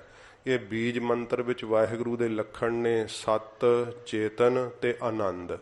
ਇਹ 3 ਲੱਖਣ ਮਹਾਰਾਜ ਜੀ ਨੇ ਬੀਜ ਮੰਤਰ ਵਿੱਚ ਕਥਨ ਕੀਤੇ ਹੈ। ਤੇ ਗੁਰ ਗੋ ਤੋਂ ਹੁੰਦਾ ਹੈ ਗੁਬਾਰ, ਗੁਬਾਰ ਤੋਂ ਕੀ ਹੈ ਹਨੇਰਾ। ਹਨੇਰਾ ਕਿਹੜਾ ਹੁੰਦਾ ਅਗਿਆਨਤਾ ਦਾ।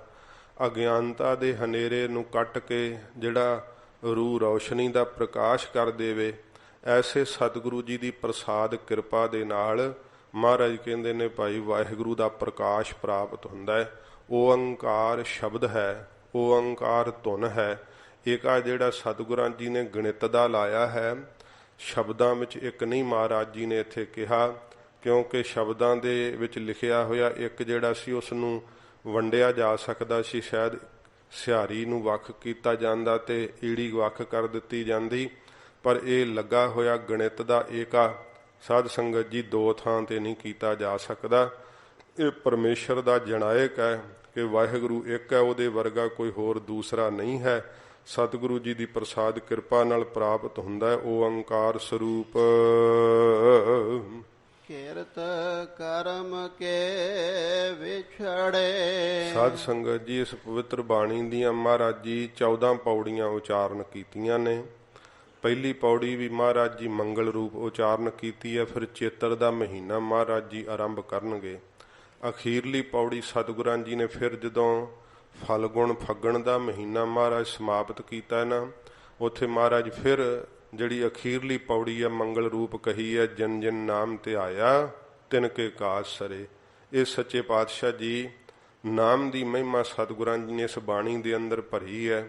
ਵਾਹਿਗੁਰੂ ਨਾਲ ਮਿਲਾਪ ਕਿਵੇਂ ਹੋ ਸਕਦਾ, ਸਤਿਗੁਰਾਂ ਜੀ ਨੇ ਉਸ ਸਾਧ ਸੰਗਤ ਜੀ ਜਿਹੜਾ ਹੈ ਅਵਸਥਾ ਦਾ ਸਾਨੂੰ ਦਰਸ਼ਨ ਕਰਵਾਇਆ ਹੈ ਕਿ ਪਰਮੇਸ਼ਰ ਦਾ ਦਰਸ਼ਨ ਦੀਦਾਰ ਕਿਵੇਂ ਪਾ ਸਕਦੇ ਹੋ, ਉਹ ਮਾਰਗ ਦੱਸਿਆ ਸੱਚੇ ਪਾਤਸ਼ਾਹ ਨੇ।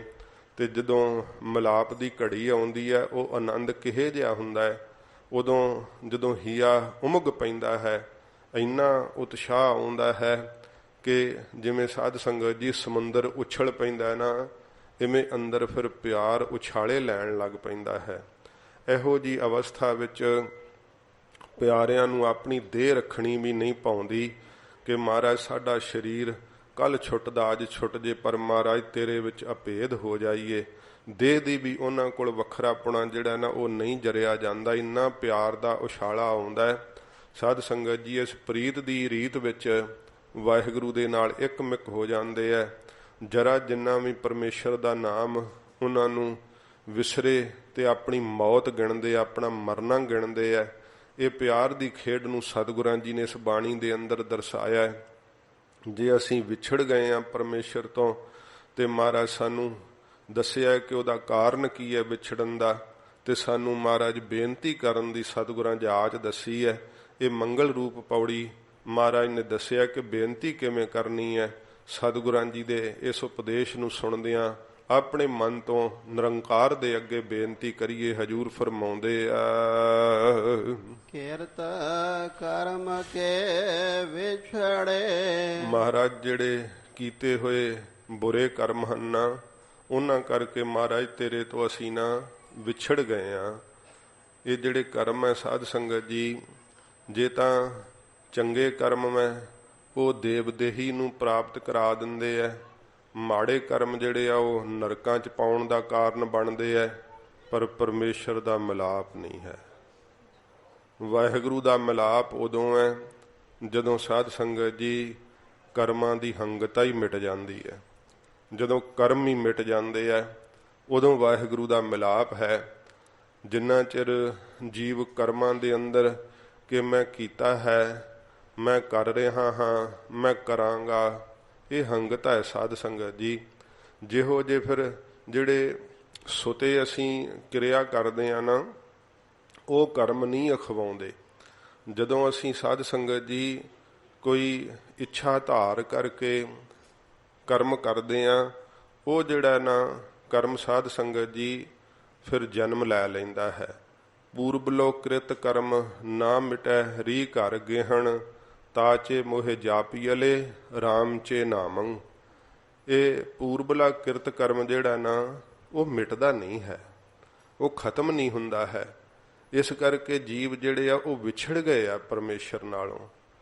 ਕਰਮ ਜਿਹੜੇ ਆ ਉਹ ਵੇਖੋ, ਕਈ ਜਿਹੜੇ ਆ ਉਹ ਬੜਾ ਯਤਨ ਕਰਦੇ ਆ, ਪਰ ਯਤਨ ਕਰਨ ਦੇ ਬਾਵਜੂਦ ਵੀ ਇੰਨਾ ਮਨ ਮਲੀਨ ਮੈਂ ਕਿ ਬੁਰੇ ਫੁਰਨੇ ਹਟਦੇ ਹੀ ਨਹੀਂ।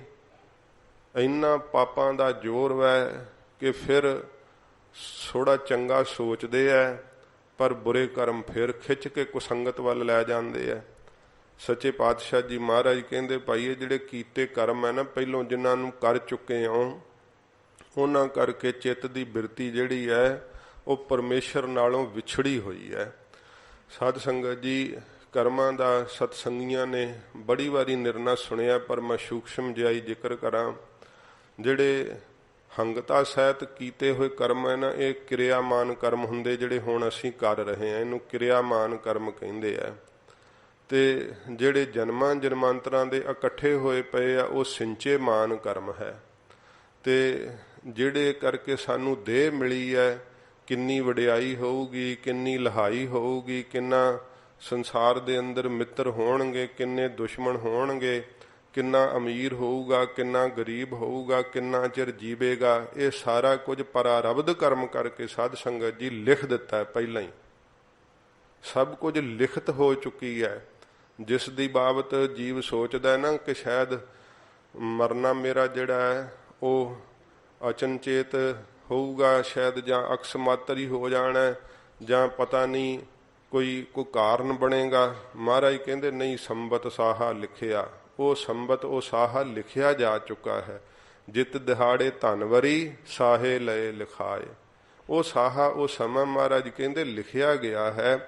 ਮਰਨ ਲਿਖਾਏ ਮੰਡਲ ਮਹਿ ਆਏ। ਪਹਿਲਾਂ ਮਰਨਾ ਲਿਖਿਆ ਸੀ, ਫਿਰ ਇਸ ਧਰਤੀ ਤੇ ਜਨਮ ਮਿਲਿਆ ਸੀ। ਇਹ ਜਿਹੜਾ ਕਰਮਾਂ ਦਾ ਸਾਧ ਸੰਗਤ ਜੀ ਹਿਸਾਬ ਕਿਤਾਬ ਹੈ ਨਾ, ਇਹ ਜੀਵ ਨਾਲ ਹੀ ਚੱਕੀ ਫਿਰਦਾ ਹੈ। ਫਿਰ ਇਹਦੀ ਨਿਵਰਤੀ ਕਿਵੇਂ ਹੁੰਦੀ ਹੈ?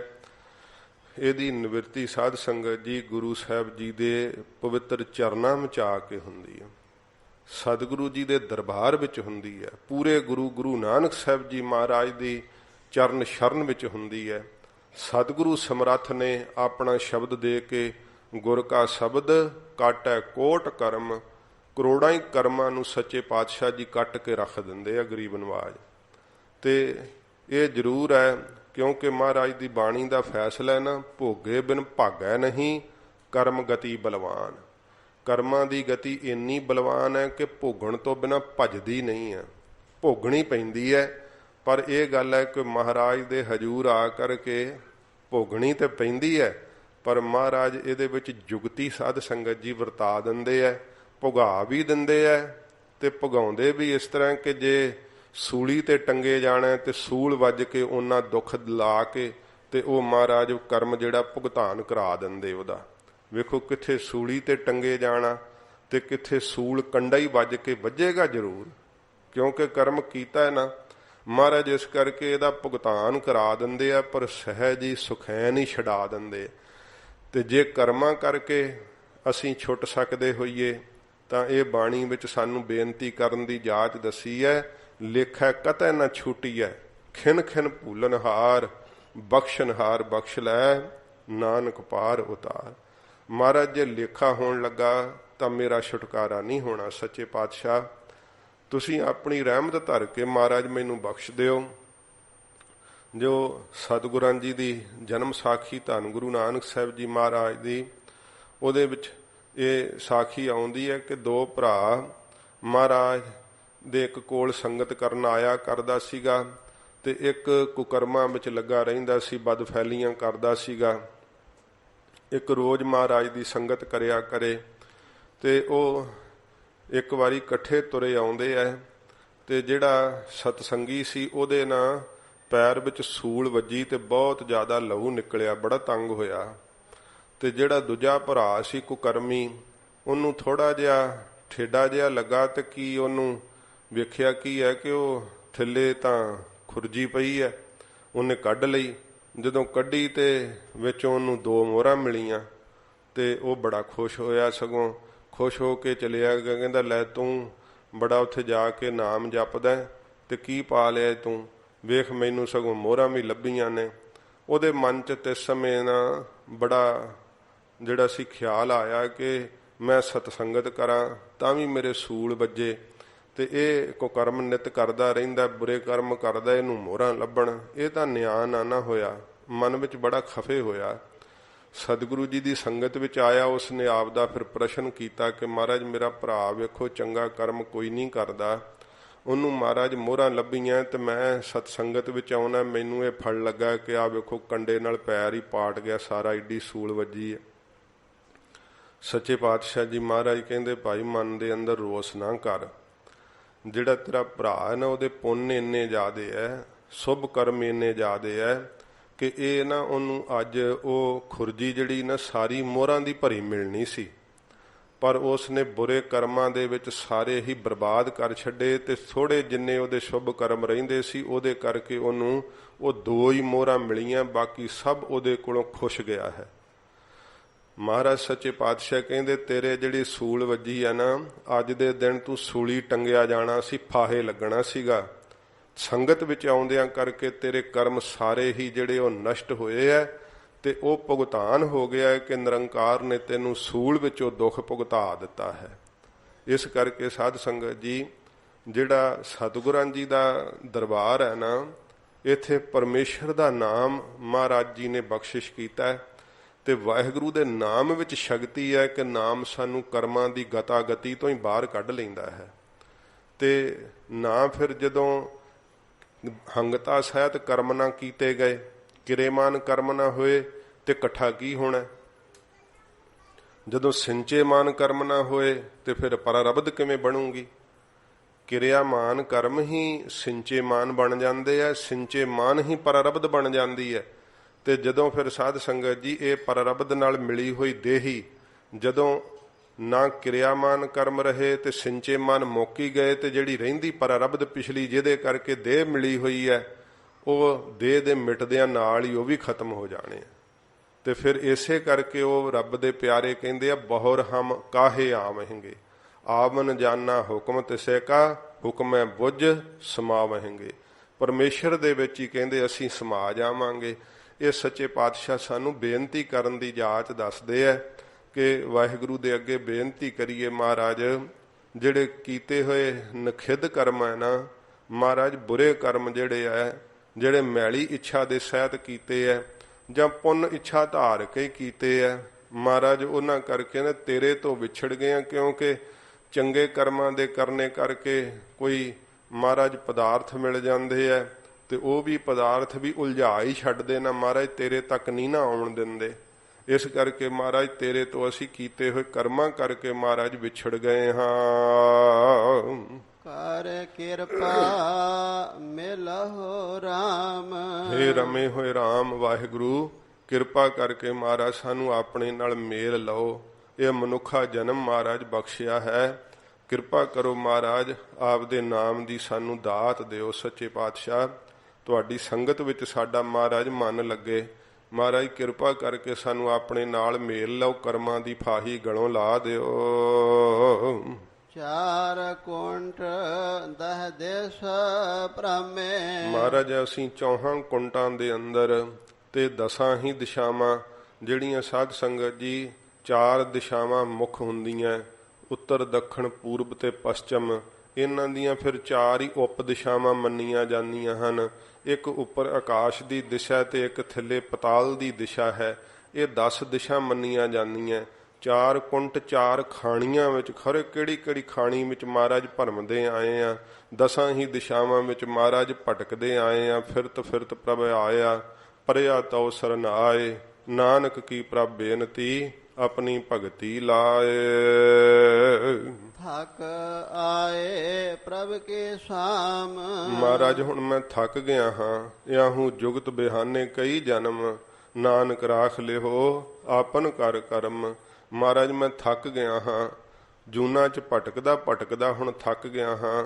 ਸੱਚੇ ਪਾਤਸ਼ਾਹ ਜੀ, ਆਪ ਜੀ ਦੀ ਸ਼ਾਮ ਸ਼ਰਨ ਵਿੱਚ ਆ ਗਿਆ ਗਰੀਬ ਨਵਾਜ, ਤੇ ਆਪ ਦਾ ਬਿਰਧ ਹੈ ਨਾ, ਸ਼ਰਨ ਪਏ ਦੀ ਲਾਜ ਰੱਖ ਦਿਓ। ਸੱਚੇ ਪਾਤਸ਼ਾਹ ਮਹਾਰਾਜ ਮੇਰੇ ਗਲੋਂ ਇਹ ਕਰਮਾਂ ਦੀ ਫਾਹੀ ਲਾਓ। ਆਪਣੀ ਕਿਰਪਾ ਦ੍ਰਿਸ਼ਟੀ ਮਹਾਰਾਜ ਮੇਰੇ ਤੇ ਕਰੋ, ਕਿਉਂਕਿ ਤੁਹਾਡੀ ਕਿਰਪਾ ਦ੍ਰਿਸ਼ਟੀ ਤੋਂ ਬਿਨਾਂ ਮਹਾਰਾਜ ਨਹੀਂ ਮੇਰਾ ਮਿਲਾਪ ਹੋ ਸਕਦਾ। ਸੱਚੇ ਪਾਤਸ਼ਾਹ ਜੀ ਮਹਾਰਾਜ ਐਸੀ ਕਿਰਪਾ ਕਰੋ, ਮੈਂ ਮਹਾਰਾਜ ਥੱਕ ਗਿਆ ਹੁਣ ਭਟਕਦਾ ਭਟਕਦਾ, ਹੋਰ ਨਹੀਂ ਮਹਾਰਾਜ ਜੂਨਾਂ ਵਿੱਚ ਭੋਇਆਂ ਜਾਂਦਾ। ਜਿਵੇਂ ਸਾਧ ਸੰਗਤ ਜੀ ਮੋਹ ਹੀ ਥੱਕਣ ਨਹੀਂ ਨਾ ਦਿੰਦਾ, ਮੋਹ ਨਹੀਂ ਥੱਕਦਾ ਅੰਦਰੋਂ, ਮਾਇਆ ਨਹੀਂ ਅੰਦਰੋਂ ਥੱਕਦੀ ਹੈ। ਏਕ ਨਾ ਥਾਕਸ ਮਾਇਆ, ਜਰਾ ਹਾਕਦੀ ਸਭ ਮਤ ਥਾਕੀ। ਇਹ ਹੋਰ ਸਾਰੀਆਂ ਚੀਜ਼ਾਂ ਥੱਕ ਜਾਂਦੀਆਂ ਹਨ। ਸਾਧ ਸੰਗਤ ਜੀ ਅੱਖਾਂ ਵੀ ਜਿਹੜੀਆਂ ਉਹ ਥੱਕ ਜਾਂਦੀਆਂ, ਕੰਨ ਵੀ ਥੱਕ ਜਾਂਦੇ ਹੈ, ਪਰ ਅੰਦਰੋਂ ਮਾਇਆ ਦਾ ਜਿਹੜਾ ਪ੍ਰਬਲ ਜ਼ੋਰ ਹੈ ਨਾ, ਬਿਰਧ ਅਵਸਥਾ ਵਿੱਚ ਜੇ ਕੋਈ ਹੋਏ ਤੇ ਉਹਨੂੰ ਪੁੱਛੋ ਵਿਕਾਰ ਸ਼ਾਂਤ ਹੋ ਗਏ, ਉਹ ਨਹੀਂ ਥੱਕਦਾ। ਮਨ ਨਹੀਂ ਮਾਇਆ ਤੋਂ ਥੱਕਦਾ, ਵਿਸ਼ਿਆਂ ਦੀ ਵਾਸ਼ਨਾ ਉਵੇਂ ਹੀ ਬਣੀ ਰਹਿੰਦੀ ਹੈ। ਸਾਧ ਸੰਗਤ ਜੀ ਜਿਹਦੇ ਮਨ 'ਚ ਜਿਗਿਆਸਾ ਜਾਗਦੀ ਹੈ ਨਾ, ਉਹਨੂੰ ਫਿਰ ਪਤਾ ਚੱਲ ਜਾਂਦਾ ਹੈ ਕਿ ਇਹ ਅਵਗੁਣ ਮੈਨੂੰ ਚਿੰਬੜੇ ਆ ਤੇ ਮੈਂ ਇਹਨਾਂ ਤੋਂ ਛੁਟਕਾਰਾ ਪਾਉਣਾ।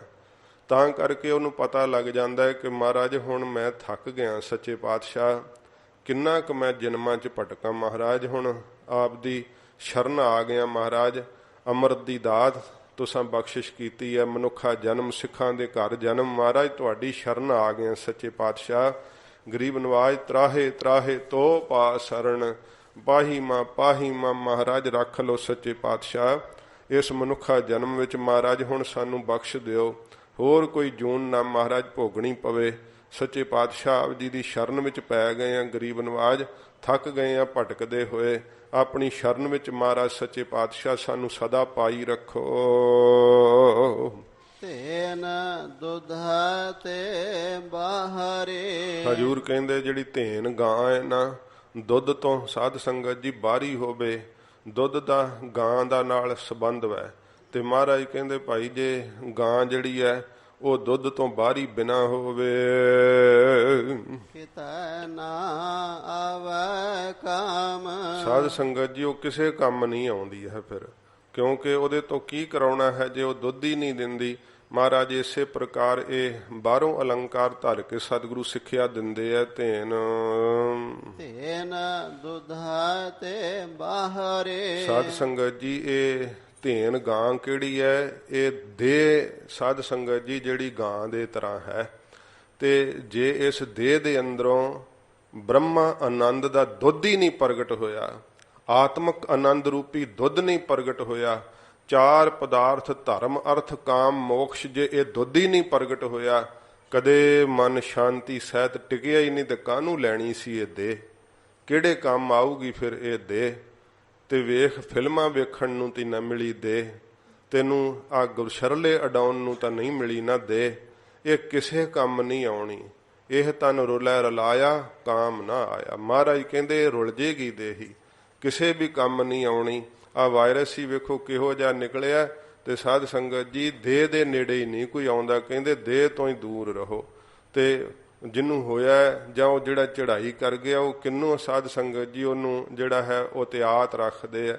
ਸੱਚੇ ਪਾਤਸ਼ਾਹ ਜੀ ਕਹਿੰਦੇ ਕਿਹੋ ਜੀ ਇਹ ਦੇਹ ਹੈ, ਕਿਸੇ ਕੰਮ ਨਹੀਂ ਆਉਣੀ ਜੇ ਤੇਰੇ ਅੰਦਰ ਵਾਹਿਗੁਰੂ ਦੇ ਨਾਮ ਦਾ ਰਸ ਨਹੀਂ ਪ੍ਰਗਟ ਹੋਇਆ, ਬ੍ਰਹਮਾ ਆਨੰਦ ਰੂਪੀ ਦੁੱਧ ਨਹੀਂ ਨਾ ਮਹਾਰਾਜ ਕਹਿੰਦੇ ਭਾਈ ਜੇ ਇਸ ਜਿਹੜੀ ਹੈ ਦੇਹ ਰੂਪੀ ਗਾਂ ਤੋਂ ਪ੍ਰਾਪਤ ਹੋਇਆ। ਕਿਤੈ ਨਾ ਆਵੈ ਕਾਮ, ਕਿਤੇ ਵੀ ਕਿਸੇ ਵੀ ਕੰਮ ਨਹੀਂ ਆਉਣੀ ਹੈ ਜਿਹੜੀ ਦੇਹ ਨਾਲ ਤੂੰ ਮਹਾਰਾਜ ਕਹਿੰਦੇ ਨੇ ਕਿ ਘਰ ਕੀ ਨਾਰ ਬਹੁਤ ਹਿਤ ਜਾਸਿਓ ਸਦਾ ਰਹਿਤ ਸੰਗ ਲਾਗੀ, ਜਬ ਹੀ ਹੰਸ ਤਜੀ ਇਹ ਕਾਇਆ ਪ੍ਰੇਤ ਪ੍ਰੇਤ ਕਰ ਭਾਗੀ। ਵੇਖ ਉਸ ਦੇਹ ਨੂੰ ਉਹਨੇ ਵੀ ਪ੍ਰੇਤ ਪ੍ਰੇਤ ਕਹਿ ਕੇ ਪਰਾਂ ਹਟ ਜਾਣਾ, ਛੱਡ ਦੇਣਾ। ਇਹ ਗੁਰਬਾਣੀ ਦਾ ਫੈਸਲਾ ਹੈ। ਸੱਚੇ ਪਾਤਸ਼ਾਹ ਜੀ ਮਹਾਰਾਜ ਕਹਿੰਦੇ ਐ ਕਿਸੇ ਵੀ ਕੰਮ ਤੇਰੀ ਦੇਹ ਨਹੀਂ ਆਏਗੀ ਜੇ ਇਹਦੇ ਵਿੱਚੋਂ ਤੈਨੂੰ ਬ੍ਰਹਮਾ ਆਨੰਦ ਰੂਪੀ ਦੁੱਧ ਨਾ ਪ੍ਰਾਪਤ ਹੋਇਆ। ਜਲ ਬਿਨ ਸਾਖ ਕੁਮਲਾਵਤੇ, ਦੂਸਰਾ ਮਹਾਰਾਜ ਜੀ ਪ੍ਰਮਾਣ ਦਿੰਦੇ ਐ। ਸਤਿਗੁਰੂ ਕਹਿੰਦੇ ਜਿਵੇਂ ਭਾਈ ਜਲ ਤੋਂ ਬਿਨਾ ਸਾਖ ਜਿਹੜੀ ਖੇਤੀ ਹੈ ਨਾ, ਜਿਵੇਂ ਸ਼ਾਖਾਵਾਂ ਹੁੰਦੀਆਂ ਰੁੱਖ ਦੀਆਂ, ਨਾ ਹੀ ਮਿਲੇ ਪਾਣੀ ਤੇ ਸ਼ਾਖਾਂ ਸਾਧ ਸੰਗਤ ਜੀ ਕੁਮਲਾ ਹੀ ਜਾਂਦੀਆਂ, ਉਹ ਤਾਂ ਫਿਰ ਸੁੱਕ ਸੜ ਜਾਂਦੇ ਨਾ ਰੁੱਖ। ਮਹਾਰਾਜ ਕਹਿੰਦੇ ਭਾਈ ਜਲ ਤੋਂ ਬਿਨਾ ਜਿਵੇਂ ਖੇਤੀ ਕੁਮਲਾ ਜਾਂਦੀ ਆ।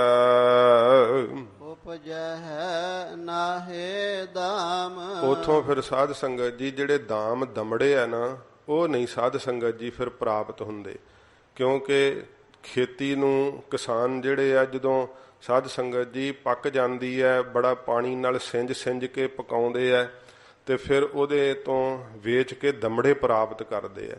ਸੱਚੇ ਪਾਤਸ਼ਾਹ ਜੀ ਮਹਾਰਾਜ ਕਹਿੰਦੇ ਆ ਵਾਹਿਗੁਰੂ ਦੇ ਪਿਆਰ ਜਲ ਤੋਂ ਬਿਨਾ, ਗਰੀਬ ਨਵਾਜ ਕਹਿੰਦੇ ਆ ਜਲ ਬਿਨ ਸਾਖ ਕੁਮਲਾਵਤੀ, ਜਿਵੇਂ ਜਲ ਤੋਂ ਬਿਨਾ ਸਾਖਾ ਖੇਤੀ ਕੁਮਲਾ ਜਾਂਦੀ ਹੈ, ਵਾਹਿਗੁਰੂ ਦੇ ਪ੍ਰੇਮ ਜਲ ਤੋਂ ਬਿਨਾ ਮਹਾਰਾਜ ਕਹਿੰਦੇ ਤੇਰੇ ਅੰਦਰ ਸ਼ੁਭ ਗੁਣਾਂ ਦੀ ਖੇਤੀ ਕੁਮਲਾ ਗਈ ਹੈ।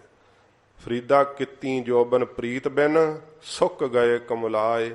ਫਰੀਦ ਜੀ ਨੂੰ ਕਿਸੇ ਨੇ ਕਿਹਾ ਸੀ ਫਰੀਦਾ ਬੁੱਢਾ ਹੋ ਗਿਆ, ਫਰੀਦ ਜੀ ਨੇ ਕਿਹਾ ਸੀ ਜੋਬਨ ਜਾਂਦੇ ਨਾ ਡਰਾਂ, ਜੇ ਸਹਿ ਪ੍ਰੀਤ ਨਾ ਜਾਏ, ਕਹਿੰਦੇ ਜਵਾਨੀ ਚਲੇ ਗਈ ਆ ਮੈਨੂੰ ਕੋਈ ਡਰ ਨਹੀਂ, ਪਰ ਅੱਲਾ ਤੇਰੇ ਨਾਲੋਂ ਮੇਰੀ ਪ੍ਰੀਤ ਨਾ ਟੁੱਟ ਜਾਵੇ।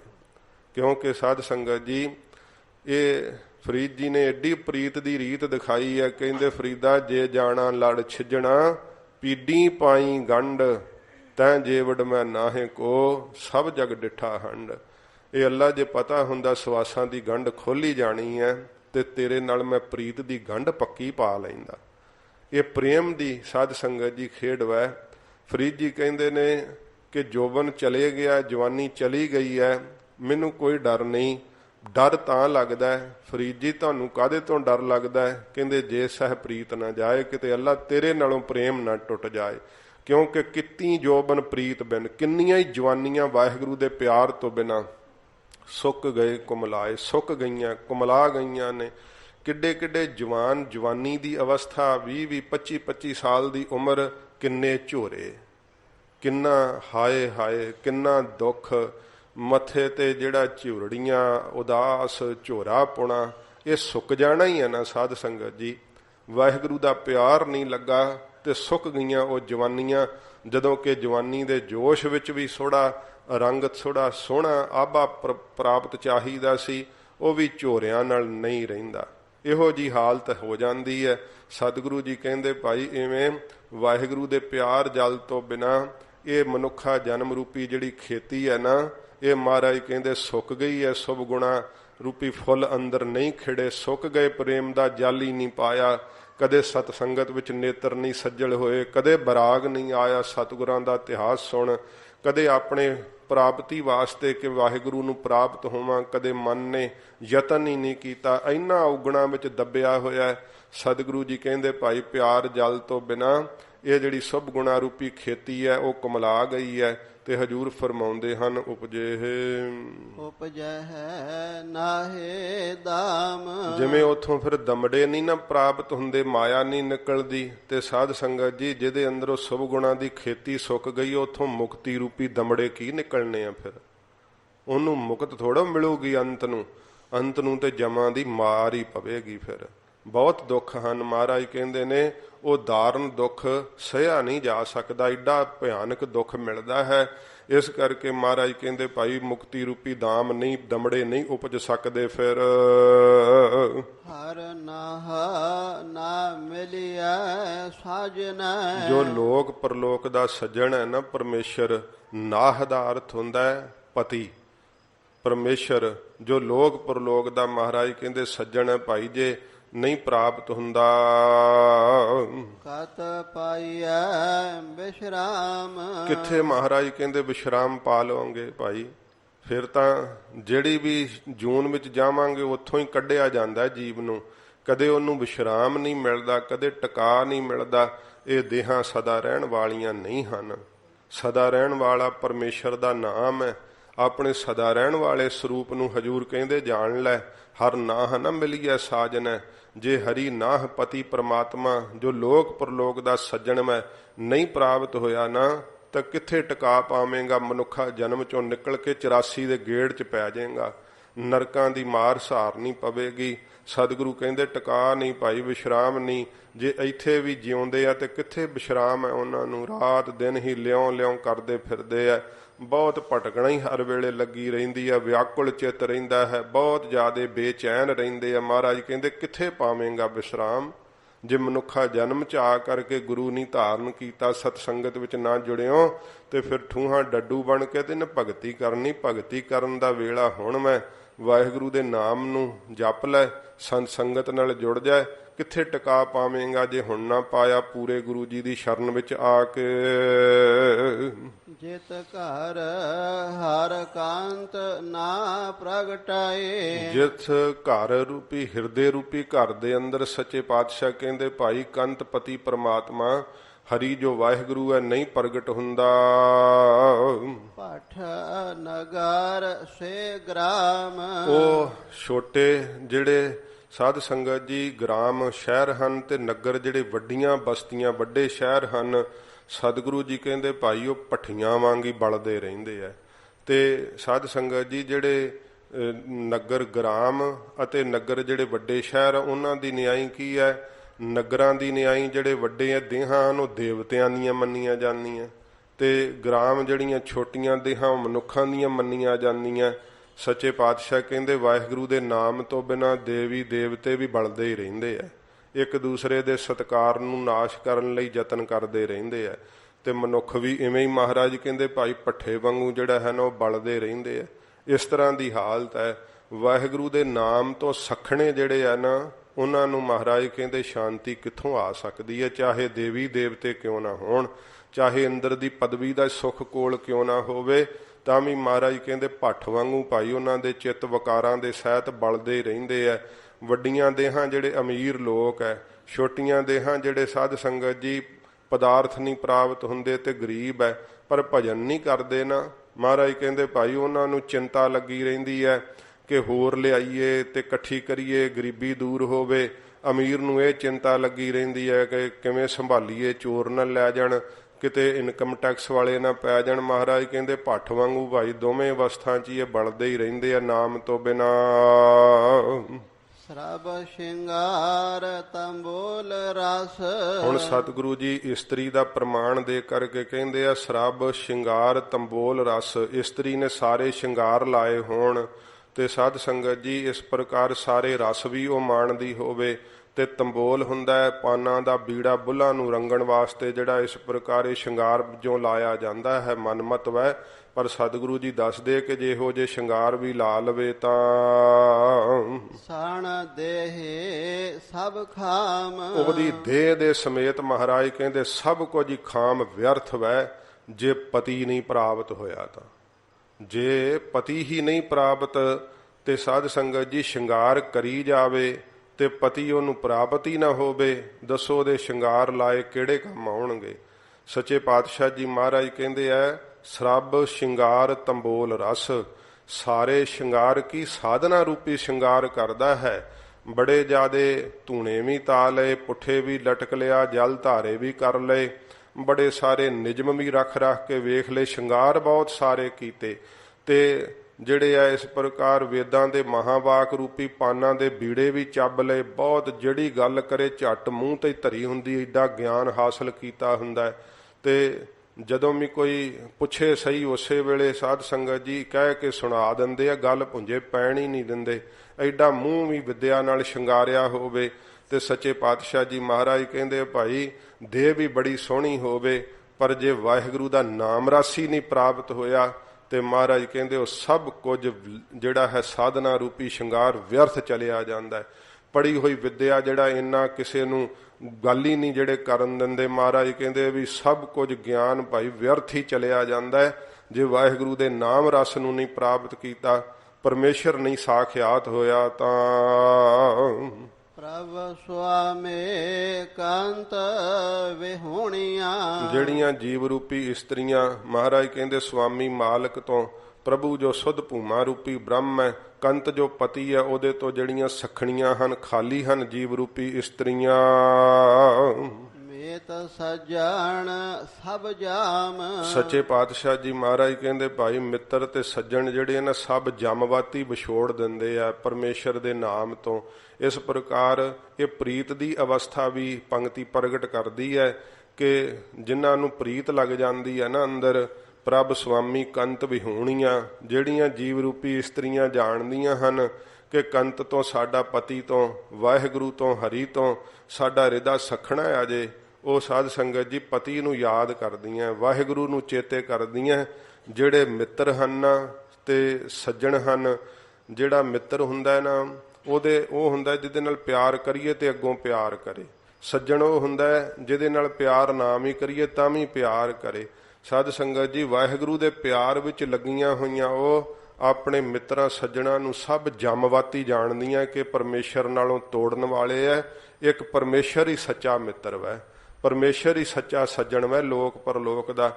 ਇਸ ਕਰਕੇ ਜਿਹੜੇ ਸੱਜਣਾ ਮਿੱਤਰਾਂ 'ਚ ਹੀ ਲੱਗੇ ਰਹਿੰਦੇ ਆ ਨਾ, ਭਜਨ ਕਰਨ ਨੂੰ ਜੀ ਨਹੀਂ ਕਰਦਾ। ਮਹਾਰਾਜ ਕਹਿੰਦੇ ਆ ਖਾਣਾ ਪੀਣਾ ਹੱਸਣਾ ਸੌਣਾ ਵਿਸਰ ਗਿਆ ਹੈ ਮਰਨਾ, ਖਸਮ ਵਿਸਾਰ ਖੁਆਰੀ ਕੀਨੀ, ਤ੍ਰਿਗ ਜੀਵਨ ਨਹੀਂ ਰਹਿਣਾ।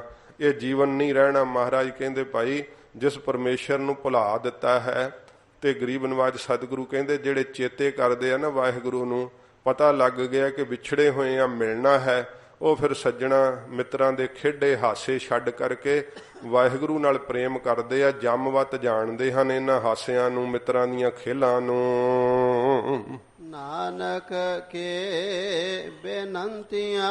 ਸਤਿਗੁਰੂ ਧੰਨ ਗੁਰੂ ਅਰਜਨ ਦੇਵ ਸੱਚੇ ਪਾਤਸ਼ਾਹ ਮਹਾਰਾਜ ਇਸ ਮੰਗਲ ਰੂਪ ਪੌੜੀ ਦੀ ਸਮਾਪਤੀ ਕਰਦੇ ਹੋਏ ਹਜੂਰ ਕਹਿੰਦੇ ਨੇ, ਹੇ ਵਾਹਿਗੁਰੂ ਸਾਡੀ ਦੋਵੇਂ ਹੱਥ ਜੋੜ ਕੇ ਆਪ ਦੇ ਚਰਨਾਂ ਵਿੱਚ ਬੇਨਤੀਆਂ ਹਨ। ਕਰ ਕਿਰਪਾ ਦਿਜੈ ਨਾਮ। ਮਹਾਰਾਜ ਸਾਡੇ ਤੇ ਇਹੋ ਕਿਰਪਾ ਕਰੋ ਕਿ ਆਪਣਾ ਨਾਮ ਮਹਾਰਾਜ ਸਾਡੀ ਝੋਲੀ ਪਾ ਦਿਓ। ਸੱਚੇ ਪਾਤਸ਼ਾਹ ਇਹੋ ਜੀ ਮਹਾਰਾਜ ਸਾਡੇ ਤੇ ਕਿਰਪਾ ਕਰੋ। ਤੇਰੀ ਪਨੈ ਖੁਦਾਏ ਤੂੰ ਬਖਸ਼ੰਦਗੀ, ਸ਼ੇਖ ਫਰੀਦਾ ਖੈਰ ਦੀਜੈ ਬੰਦਗੀ। ਮਹਾਰਾਜ ਆਪ ਦਾ ਨਾਮ ਸੱਚੇ ਪਾਤਸ਼ਾਹ ਸਾਡੀ ਝੋਲੀ ਪਾ ਦਿਓ। ਸਾਡੀ ਮਹਾਰਾਜ ਇਹ ਗਰੀਬਾਂ ਦੀ ਬੇਨਤੀ ਹੈ। ਹਰ ਮਿਲਹੁ ਸੁਆਮੀ ਸੰਗ ਪ੍ਰਭ। ਹੇ ਪ੍ਰਭੂ ਸਾਨੂੰ ਕਿਰਪਾ ਕਰੋ, ਮਹਾਰਾਜ ਆਪਣੇ ਨਾਲ ਮੇਲ ਲਵੋ। ਹੇ ਸੁਆਮੀ ਸਤਿਗੁਰੂ ਜੀ ਗੁਰੂ ਨਾਨਕ ਸਾਹਿਬ ਜੀ ਆਪ ਪ੍ਰਭੂ ਸਰੂਪ ਮਹਾਰਾਜ ਸੱਚੇ ਪਾਤਸ਼ਾਹ ਜੀ ਸਾਡੇ ਤੇ ਕਿਰਪਾ ਕਰੋ। ਮਹਾਰਾਜ ਸਾਨੂੰ ਸੁਆਮੀ ਅਕਾਲ ਪੁਰਖ ਵਾਹਿਗੁਰੂ ਨਾਲ ਮਹਾਰਾਜ ਮਿਲਾ ਦਿਓ। ਜਿਸ ਕਾ ਨਿਹਚਲ ਧਾਮ। ਜਿਹਦਾ ਧਾਮ ਜਿਹੜਾ ਨਾ ਫਿਰ ਸਦਾ ਵਾਸਤੇ ਜਿੱਥੇ ਨਿਹਚਲ ਰਹੀਦਾ ਹੈ। ਸੱਚੇ ਪਾਤਸ਼ਾਹ ਜੀ ਮਹਾਰਾਜ ਕਹਿੰਦੇ ਨੇ ਨਾਨਕ ਬੱਧਾ ਘਰ ਤਾਂ ਜਿੱਥੇ ਮਿਰਤ ਨ ਜਨਮ ਜਰਾ। ਨਹੀਂ ਉੱਥੇ ਫਿਰ ਮੌਤ ਆਉਂਦੀ ਤੇ ਸਾਧ ਸੰਗਤ ਜੀ ਨਹੀਂ ਬੁਢੇਪਾ ਪ੍ਰਾਪਤ ਹੋਈਦਾ। ਇਸ ਪ੍ਰਕਾਰ ਸੱਚੇ ਪਾਤਸ਼ਾਹ ਜੀ ਮਹਾਰਾਜ ਜਿਸ ਪਰਮੇਸ਼ਰ ਦਾ ਧਾਮ ਘਰ ਜਿਹੜਾ ਹੈ ਸਰੂਪ ਸਦਾ ਨਿਹਚਲ ਰਹਿਣ ਵਾਲਾ ਨਾ, ਇੱਕ ਰਸ ਟਿਕੇ ਲੈਣ ਵਾਲਾ ਹੈ। ਸੱਚੇ ਪਾਤਸ਼ਾਹ ਜੀ ਮਹਾਰਾਜ ਸਾਨੂੰ ਕਿਰਪਾ ਕਰਕੇ ਮਹਾਰਾਜ ਉਸ ਸਰੂਪ ਦੀ ਸਾਖਿਆਤਤਾ ਬਖਸ਼ ਦਿਓ। ਉਸ ਸਰੂਪ ਵਿੱਚ ਸੱਚੇ ਪਾਤਸ਼ਾਹ ਮਹਾਰਾਜ ਸਾਨੂੰ ਟਿਕਾ ਦਿਓ। ਇਹ ਕਿਰਪਾ ਕਰੋ। ਦੁਬਾਰਾ ਪੰਕਤੀ ਪੜ੍ਹ ਦਿਓ। ਹਰ ਮਿਲਹੁ ਸੁਆਮੀ ਸੰਗ ਪ੍ਰਭ। ਮਹਾਰਾਜ ਸੁਆਮੀ ਗੁਰੂ ਨਾਨਕ ਸਾਹਿਬ ਜੀ ਸਾਨੂੰ ਨਾਲ ਸੰਗ ਨਾਲ ਮੇਲ ਦਿਓ। ਪ੍ਰਭੂ ਦੇ ਵਾਹਿਗੁਰੂ ਵਿੱਚ ਅਭੇਦ ਕਰ ਦਿਓ। ਮਹਾਰਾਜ ਜਿਸ ਕਾ ਨਹਿ ਚਲਤ ਹਾਮ। ਜਿਹਦਾ ਸੱਚਖੰਡ ਘਰ ਸਦਾ ਹੀ ਨਿਹਚਲ ਟਿਕੇ ਰਹਿਣ ਵਾਲਾ ਹੈ, ਇੱਕ ਰਸ ਰਹਿੰਦਾ ਹੈ। ਜਿੱਥੇ ਸਾਧ ਸੰਗਤ ਜੀ ਨਾ ਦਿਨ ਚੜ੍ਹਦਾ ਨਾ ਰਾਤ ਪੈਂਦੀ ਹੈ, ਨਾ ਕੋਈ ਸਮੇਂ ਦਾ ਪ੍ਰਭਾਵ ਹੈ, ਉੱਥੇ ਭੂਤਕਾਲ ਵਰਤਮਾਨ ਭਵਿੱਖ ਹੈ ਹੀ ਹੈ ਨਹੀਂ। ਉਹ ਤਾਂ ਉੱਥੇ ਇੱਕ ਰਸ ਹੀ ਹੈ, ਨਿਹਚਲ ਵੈ ਸਦਾ ਰਹਿਣ ਵਾਲਾ ਜੋ ਪਰਮੇਸ਼ਰ ਦਾ ਘਰ। ਉਸ ਸੱਚਖੰਡ ਰੂਪੀ ਘਰ ਵਿੱਚ ਮਹਾਰਾਜ ਸੱਚੇ ਪਾਤਸ਼ਾਹ ਸਾਨੂੰ ਅਭੇਦ ਕਰ ਦਿਓ, ਉੱਥੇ ਮਿਲਾ ਦਿਓ ਵਾਹਿਗੁਰੂ ਦੇ ਨਾਲ। ਹੇ ਗੁਰੂ ਨਾਨਕ ਸਾਹਿਬ ਸਾਡੇ ਤੇ ਇਹ ਕਿਰਪਾ ਕਰੋ। ਇਹ ਸੱਚੇ ਪਾਤਸ਼ਾਹ ਜੀ ਮਹਾਰਾਜ ਪਹਿਲੀ ਪੌੜੀ ਸਾਧ ਸੰਗਤ ਜੀ ਕਹੀ ਹੈ। ਅੱਗੇ ਫਿਰ ਚੇਤਰ ਦਾ ਮਹੀਨਾ ਕੱਲ ਆਰੰਭ ਹੋਵੇਗਾ, ਤੋ ਮਹਾਰਾਜ ਕਿਰਪਾ ਕਰਨ। ਹੁਣ ਆਰੰਭਤਾ ਸੀਗੀ ਬਾਣੀ ਦੀ, ਇਸ ਕਰਕੇ ਉਥਾਨਕਾ ਤੇ ਵਿਸਥਾਰ ਤੋ ਜਿਹੜਾ ਹੈ 2-2 ਮਹੀਨੇ ਮਹਾਰਾਜ ਨੂੰ ਪਾਇਆ, ਤਾਂ ਕਿਉਂਕਿ ਕਥਾ ਜਿਹੜੀ ਕਰਨੀ ਕਿ ਆਪਣੇ ਵਸ ਨਾਲ ਸੋਚ ਕੇ ਕਰੀਏ। 2 ਮਹੀਨੇ ਅੱਜ ਸੰਪੂਰਨ ਇੱਕੇ ਕਥਾ 'ਚ ਕਰ ਲਾਂਗੇ ਤਾਂ ਮਹਾਰਾਜ ਨੂੰ ਜਿਵੇਂ ਭਾਵੇਗਾ ਤੋ ਆਪਾਂ ਸਰਵਣ ਕਰਾਂਗੇ ਸੱਚੇ ਪਾਤਸ਼ਾਹ ਦਾ ਪਾਵਨ ਉਪਦੇਸ਼। ਹੋਈਆਂ ਭੁੱਲਾਂ ਬਖਸ਼ ਲੈਣੀਆਂ ਜੀ। ਨਾਨਕ ਕੇ ਬੇਨੰਤੀਆਂ ਕਰ ਕਿਰਪਾ ਦੇ ਜੈ ਨਾਮ।